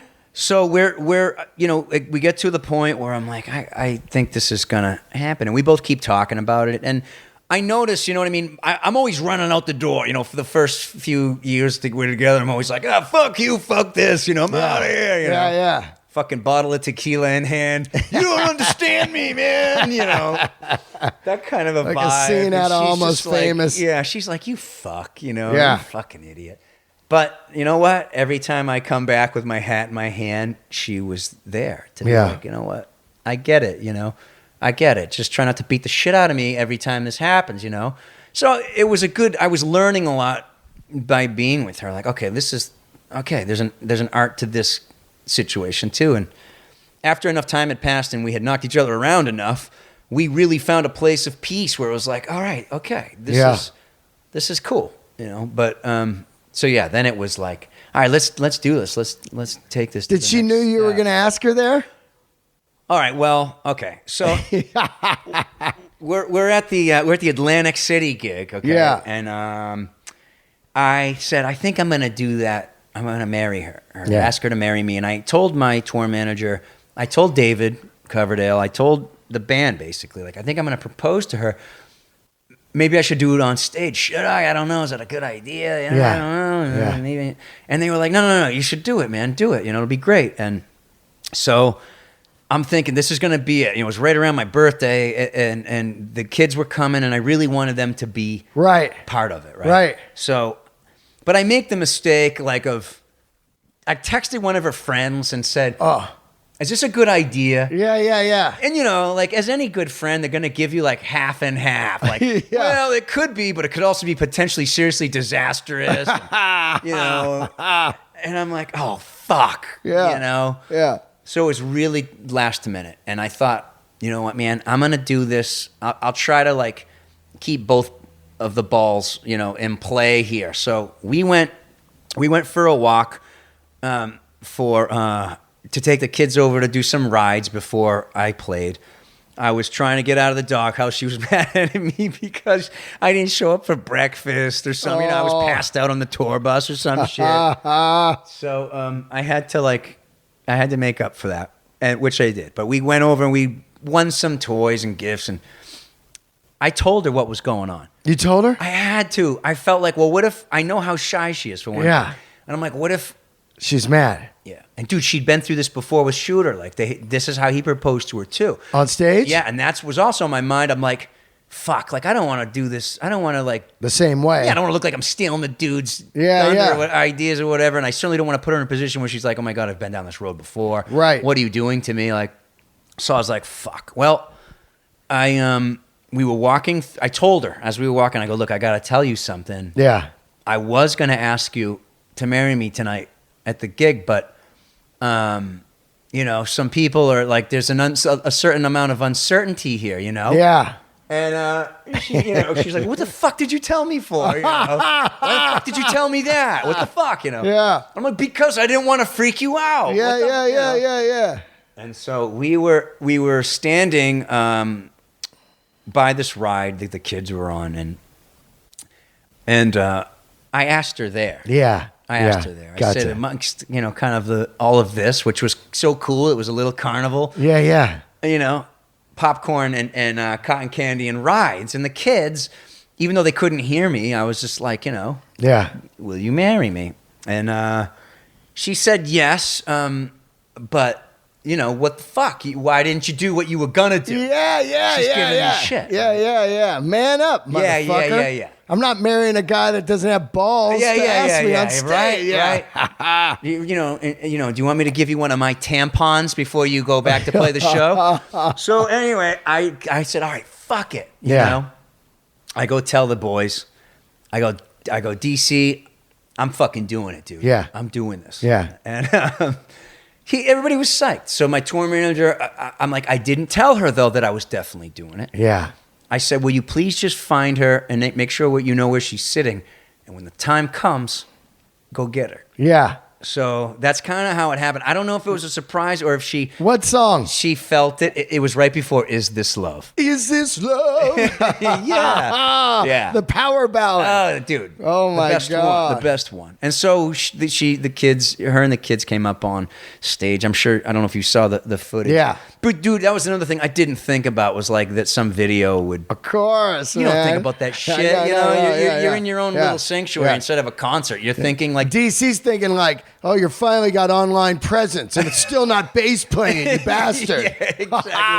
Yeah, exactly. I love it. Yeah. So he was psyched. And so we did it, but I thought, this is going to happen here at this one concert, and we leave it alone.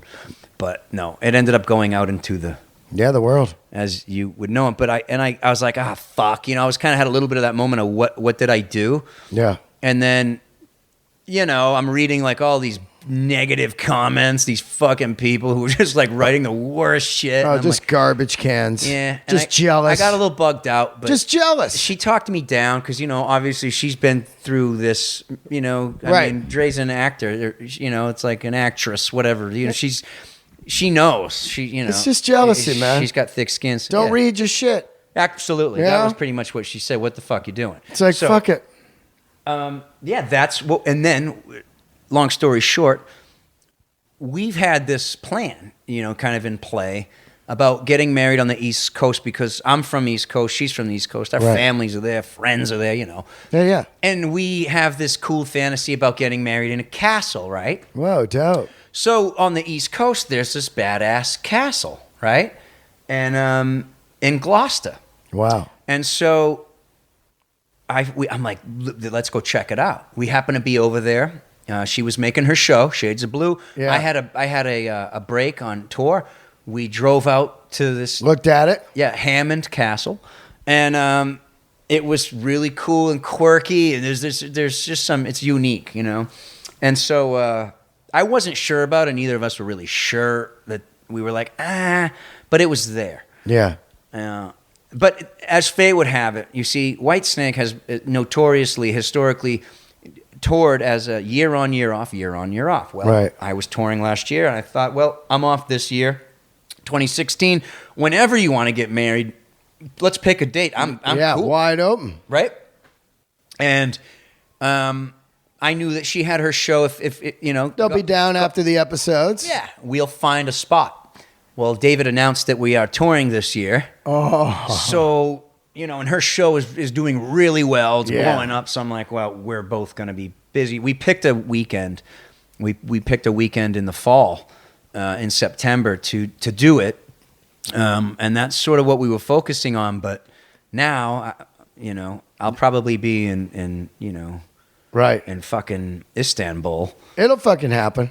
One way or the other, it's going to happen. Yeah. I'm going to marry that girl. Oh, yeah. Sure. Oh, yeah, dude. I mean, if she can put up with my shit, I'm not letting go of that, dude. That's a keeper right there. You know what I mean? You just did Bonzo Bash. Yeah. And you played with Burr, who's one of my Mr. Burr. Great friends, and somebody I consider a high watermark in life as a person. Yeah. Comedy and human. Yeah. He absolutely loves Zeppelin like me. Yeah. And our bonding is over rock and roll with everyone in my life. The bond is rock and roll. Yeah.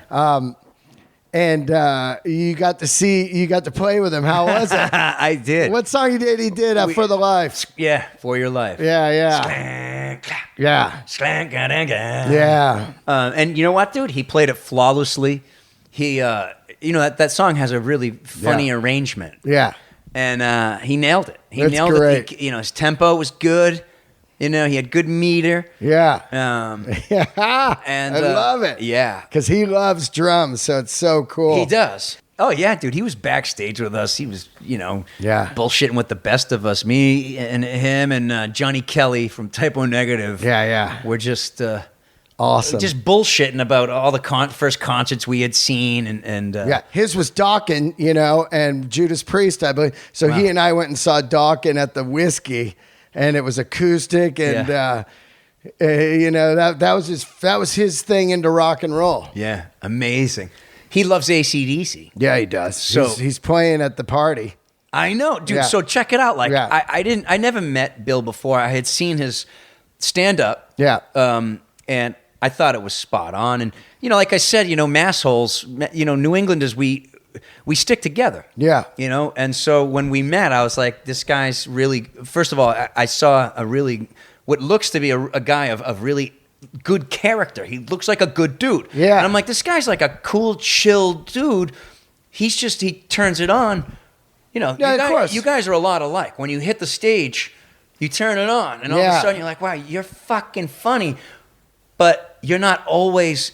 Yeah, you're not always on. That's what I mean. But can't always be on because that gets old. But you guys are engaging. You're also not fucking, Retards. miserables like comedians who just aren't even happy when they're not on. Yeah, You got those guys, some real dark dudes.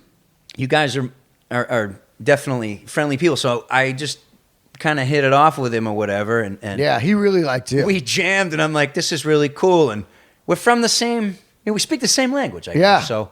Anyway, the Pats were playing, and unfortunately they lost. But we've just been kind of bullshitting on texting here and there. He sent me this thing this morning, which was awesome. It was all the AC/DC endings. Yeah, all the endings. Yeah. He sent me that too. That's fucking awesome. It's great, right? It's like. Whoever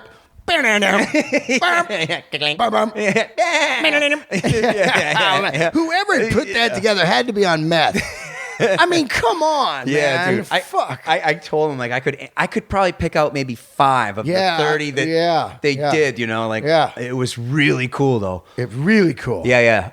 But he was great, dude, and he's a good guy, and I'm psyched. I texted him after you asked me to play. The 50th, the Del Rey at the El Rey. Yeah. I'm fucking psyched to be doing that, by the way. That's going to be great. I'm so happy because I was psyched. I love taking my lady out whenever we can. Yeah. Date nights. We always have a good time. This is going to be a good one. Yeah. And I'm like, I told her, I go, we're going to go to this. It's going to be awesome. And then when you told me, you're like, hey, you want to play? I was like, even cooler. And we're playing Livewire by AC/DC, dude. One of the first songs I ever learned on bass because it's just boom, boom, boom, boom, boom. Well, they opened every show with Livewire while Bonham was alive. Yeah. And then when he died, they never played it again until I think about 5 years ago they played it. And I was like, wow. But that is the opening of fucking Let There Be Rock, the movie. It is. And then it's that long intro, and then Angus jumps off the stack, and at the same time he lands, Bond's like, wow! Yes. Gum, gum, gum, Yes. Gum, gum, gum. If you're looking for trouble, I'm the man to see. That shit makes me fucking... Me too, dude. Look at my skin goes crazy over that. Fucking the Peacock, Bon Scott coming out. Fucking sick, right? First song in, he's already shirtless and sweating. Right? I love the shit like that. That stuff. Dude, speaking of, we were talking about that very movie backstage. Me and movie Bill is a masterpiece. And Johnny Kelly. Johnny Kelly apparently has it on DVD because you can't get it on DVD. I got it on DVD, but too. you've got a bootleg from a VHS that's been burned to a DVD, right? Well, there was some Europe company, man, that put it out for about a month or two. But did they remaster the footage and shit? It looks great. It's a dark concert. It's dark. Yeah, the lighting. Yeah. It looks great. It's not like some shoddy thing, and then it was immediately gone. Really? But they're supposed to put that thing out this year. I really hope they do. That was like the thing when I was a kid. Let There Be Rock, Song Remains the Same. Saw that thing in the theater when it came out. They had like a weekend. Holy shit. I found like a ticket stub from you paid like $5 and they put in a concert sound system. No way. I saw it on Union Street in San Francisco at the Union Street movie theater. It's like one of those old school movie houses. Yeah. And it had full giant PA speaker. And I remember we were just like in the 5th row. My mom took us and dropped us off. And it came on and we were like, whoa. It was so loud. And it was the first time I heard those guys talk. Yeah. You know what I mean? Because back then they didn't do interviews, It was like Zeppelin. They just didn't do interviews. You just read about them and stuff. But you're like, whoa, that's fucking Angus That's the way he talking right speaks. there. And He's he's going, kind of like when he talks, he's kind of like this. yeah, right, exactly. And he's the mellowest dude Oh. you'll ever see Oh. when he's not on stage. He looks high as a kite, but he's not. Oh, wait, he He's never partied. Never partied. Yeah, I love when they're asking him about band members. He says, "Oh, Bon. I mean, he's kind of Yeah. Bon is a god on it. Oh, dude. I was reading this thing where Bon would roll through the crowd before shows and like, hey, what's up? No like, yeah, way. in like the 70s, like 78, 79. The Power Age tour? Yeah. Oh, I would kill. What He I would would kill to see that. I saw that. Oh, I saw no that. way. You saw the Power Age that's tour? the year I saw it, dude. That's my favorite AC/DC album of all time is Power Age. Mine is Let There Be Rock. Is it? Yeah, because it's weird. It's punk rock. It's got like It is. Overdose and Let There Be Rock Yeah. and Down Doggy Payment. Dog. Doggy Dog. I mean, Yeah. crazy record. No, But we're Down gonna- Payment Blues is on it's Power Age. Power Age, Great yeah. tune. Yeah. Well, fuck, man. Great to have you Amazing. on, dude. Amazing that We're you gonna saw have him. some fun. Oh, we're and- gonna have a blast, dude. I'm psyched to be doing it, dude. I'm gonna have a blast. And when's you got what- some good? You got some good comedians on there. I noticed. God, so, man. Rogan, Yeah, you got D'Elia, Rogan. Burr, Yeah. Red Band, Joe Bartnick, That's right. myself. Oh, Yeah. it's gonna be fucking crushing. Yeah. Who else? Can you tell me who else is in the band? Because I haven't even asked you. Oh this. yeah, so we've got Rudy Sarzo's playing Wonderful. bass. Love Rudy. Yep, we've got Chris Goss from Masters of Reality. I love that band. Oh, and he also produced Caius and Queens of the Stone Age. Wonderful. Some of my favorite bands right there. Unbelievable. We got Gilby Clark's gonna play. Awesome. Tracy I love you. Guns. Yeah. Dave Lombardo. Killer. Just played with him. Yep. He was great. Who else do we have? God, my brain is frying right now. It's so many people. Who else? Shit. Mike Keneally from Zappa. All right on. Yeah. Yeah. He's great. Yeah, he's great. And who else? Fuck. I forget, man. Yeah, It's but just that's like- good. You it's got some good guys. Oh yeah, happening yeah. here. Okay. It's really good. It's going to be great. Yeah. But the core band is this band that I've done this thing with 10 years straight. The Bon Scott tribute. We did it in San Fran for 10 fucking years. Wow. And then I moved here and we had never done it again. Yeah. And the guitar player Josh Z Yeah. is unbelievable. Like you're going to see him and when someone leaves Whitesnake, you're going to go, David, this is the guy. Yeah. He plays guitar, top 5 guys in my life I've ever seen play guitar. Really? Hands down. Hands down. Wow. He looks great. He plays great. He had a record deal at a young age. He was the best player in our area. Yeah. And got a record deal on Sony in a band called Protein. Then Wait a minute. Yeah. He was in a band with a friend of mine. Country band. Nope, the band Protein. Oh yeah, Dan. Danny Thompson. Yeah, right. Exactly. You know Danny too? Yeah, hell yeah, man. Oh, Yeah, he fuck, played small drums in world. Scott Weiland, and Yes, he also, did. He also played drums in my band. No way. Yeah, dude. What a small world. We played together in a band called King Straggler with Johnny Hawks was the actor Right. John Hawks Yeah. and Rodney Eastman, these guys. Well, I'll and tell you Bradley what, Gore. this Josh Z guy, Yeah. ain't no one touched this guy. Really? Does he play an SG for this thing? Absolutely, only dude, and he murders AC/DC. Look. Oh, Dave Kushner's playing. I love Dave. Yeah, dude. We're he's buds. playing. Yeah. So you'll play the first song, and then you'll play the last song. Right on. Yeah. I'm the bookends. I'm the bass playing bookends. Yeah. It's gonna be Psyched. so fun. We're doing the Highway to Hell record.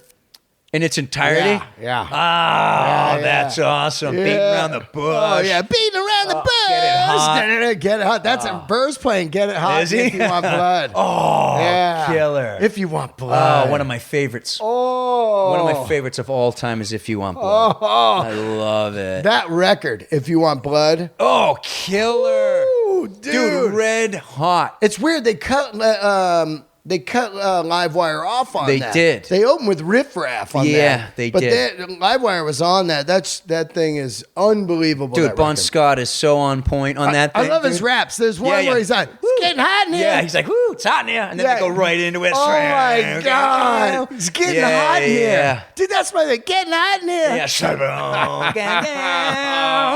Dude. Yeah, I think he said that before Rock and Roll Damnation, if I'm not mistaken. God, that's so crazy that Yeah. that song is such a rare track. You know, and Yeah. they play it on there. Yeah, I know. So you're the first podcast at the new house. Dude, well, I feel flattered, honored. Thanks. Fucking crazy. I love the new... Dude, you got a great record collection going on over here. Some nice LPs I see happening. It's coming together. Oh, yeah. This pad's going to be great. Oh, it's going to be in about awesome. a year, it's going to be great. Once you get it really dialed in, yeah, dude. But right. you got the floors happening the here. Floors are dope. The stereo's dope. Stereo's dope. And it's quiet as fuck yes. here. And we were just listening to Southern Harmony, right? Oh, my God. On vinyl. The new reissue. Yeah, which weighs about, half a pound. Isn't it vinyl. crazy? It's amazing. Slab of wax. Oh, dude, it sounds great. God, it does really sound great. You had Mark Ford on. He's going to be on Monday. I interviewed him yesterday. You interviewed him, but he'll be on Monday. We did some gigs together, he and I. You did? It was unbelievable. Really? Back in the day. Yeah. That was his first album, was Southern Harmony. That's right. Correct.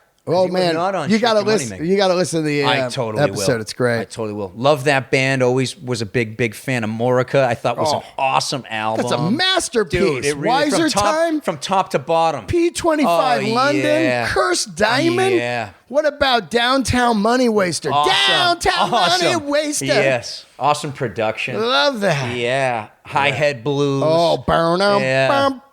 They're tipping the hat to Santana a little bit. I think, it, right? And of course, Wiser Time is Allman Brothers feel. Full on. Yeah. That was a great album, but I think it went over the public's head and probably their label's head. Like at that time, it was totally. It was almost. It was ahead of its time, if you ask me, because it was blending country rock. They weren't giving you Shake Your Money Maker. They weren't giving you Southern Harmony. Still had that. Yeah.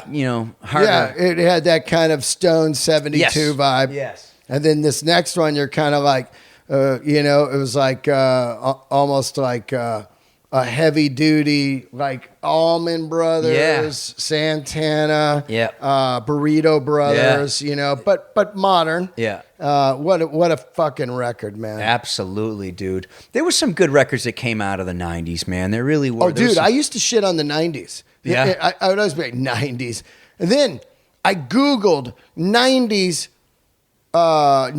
rock songs, 1 through 500. And then I never said a word again. Really? Oh my God! I mean, you get into Pearl Jam, you get into Soundgarden, you get into Nirvana, you get into Black Crowes, you get into Blind Melon, you get into Scott Weiland, the STP, and then you get later on, you get into Counting Crows, which I love August and Everything After record, and the next one. You can get into all kinds of shit. REM, I mean, they were making great albums. A lot of fucking records that play right now, every day on the radio. Absolutely. Rage Against the Machine. Oh, come on, man. Bulls on Parade. Evil Empire. What a great album. Evil Empire, masterpiece. That was such a masterpiece. And Radiohead. Yeah. I mean, it's stupid to clown the 90s. Yeah. Some of the best music ever. I agree. I agree. Jane's Addiction. Yeah. I wonder though, Jane's were making great albums and Helmet, but I don't know if Helmet was more of an 80s, They were born in the 80s, but I dug them. But it's all real 90s, It is. It's very 90s. From 90, 90 is 90s. Yes. And that's when it really starts to fucking hit, And even I love the GNR Illusion records. You do? Yeah, people don't like them. I think they're incredible. It was such a saga. You go from Appetite, this dirt sound, to the totally different sound. I think it's genius not try to make Appetite again. And it probably would have been great as one record. Oh my God, one record, it would have been a masterpiece. Yeah. Part 2 of a masterpiece, Yeah. I didn't absorb that album like I did Appetite, but I think it was maybe just where I was at in my life and times or whatever. It's probably just something I overlooked. I slept on the street ready for that shit. You did? Dude. You're talking to a GNR junkie. Well, my lady is a huge fan of GNR. Oh my Drea God. loves that. You see my Bon Scott tattoo? No, dude. Oh, dude. Oh, get the fuck out of here, man. That's awesome. Yeah, dude. And it's well done. Oh, yeah. It ain't garbage, dude. That's well done, that dude. That ain't garbage there. That's done by That's a badass Nico, tattoo. dude. Nico Hurtado did that. I wanted Highway to Hell because that was really the record. My first AC/DC record was If You Want Blood. Yeah. But Highway to Hell was my record, man. It was all the way through masterpiece. And Night Prowler That's the best way to close an album. Oh, that is the song. I can't Badass. wait to sing Night Prowler. Badass. Come on. Badass. Oh. And what a cool way to like end the album. Yeah, You right? know, Shots yeah, back. shots back. Nanu. Yeah, I was reading this full thing on him that he was a huge comedy freak.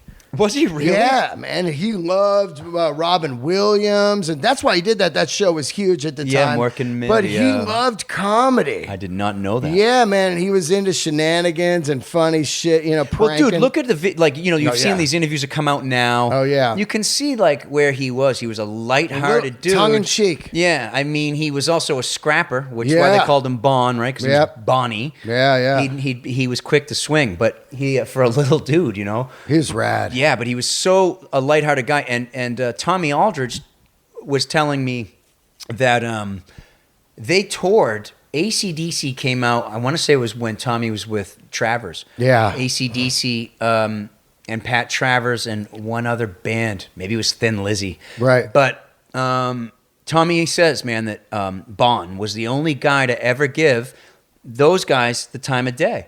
Right. All the other guys were just kind of like, stick to themselves and stare at the floor. But Bon would come up before the show, hang out in their dressing room with drinks, go on the bus. He was always partying. And Tommy said he was always on. He never missed a note. He never did. He said his performances were always just spot fucking on. It's crazy, right? Yeah, dude. Dave Meniketti from Y&T tells a great story. They were touring and they were riding in a passenger fucking van with two of the seats pulled out with the gear, and they would hang out on the floor there. And Bon and AC/DC, Bon said, "Hey, can I ride with you guys on the tour?" He goes, "These guys are boring, man." And he rode in the van with them, dude, and drank Jack Daniels and fucking rolled with Y&T. No way. That's amazing. In the van. Yeah, that's rock and roll. Wow, right? Of course he did. God damn it. He was nonstop. He was all the time. He was on all the time. And you know what, man? He, as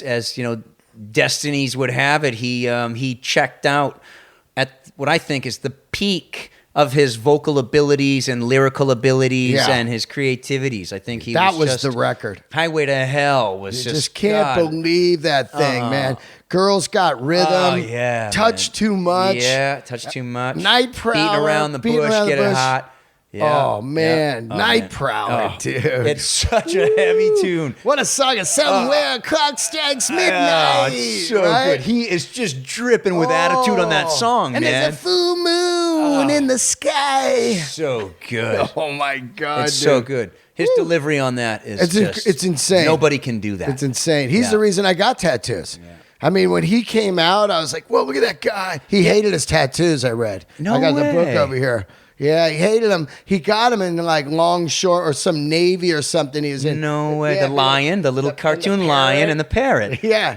He never liked them. But when I was young, I was like, whoa, no one had tattoos. No, and that's the thing. He was sort of the badass of who was, still a relevant band. I mean, Bon Scott was still, even though he was past, his pictures were still in all of the magazines, Circus Cream, whatever. Totally. And he really was one of the few until Axl came along. Yeah. Axl was the next guy to come out. Well, the Crew got those sleeves. Yeah, but I'm talking pre-sleeves, because sleeves became the thing. Totally. Right? Yeah, but these big pieces, Axl had the cross. He had it was like My Jailhouse. Michelle. Yeah, it was like sailor tattoos. He had that shit. fucking Black Rose Thin Lizzy one. Yes, and then he did. had that, my favorite was that crazy, that army one. It said something like, what is it like? With the lightning bolt thing? It's a Marine slogan. I forget what it was. Like,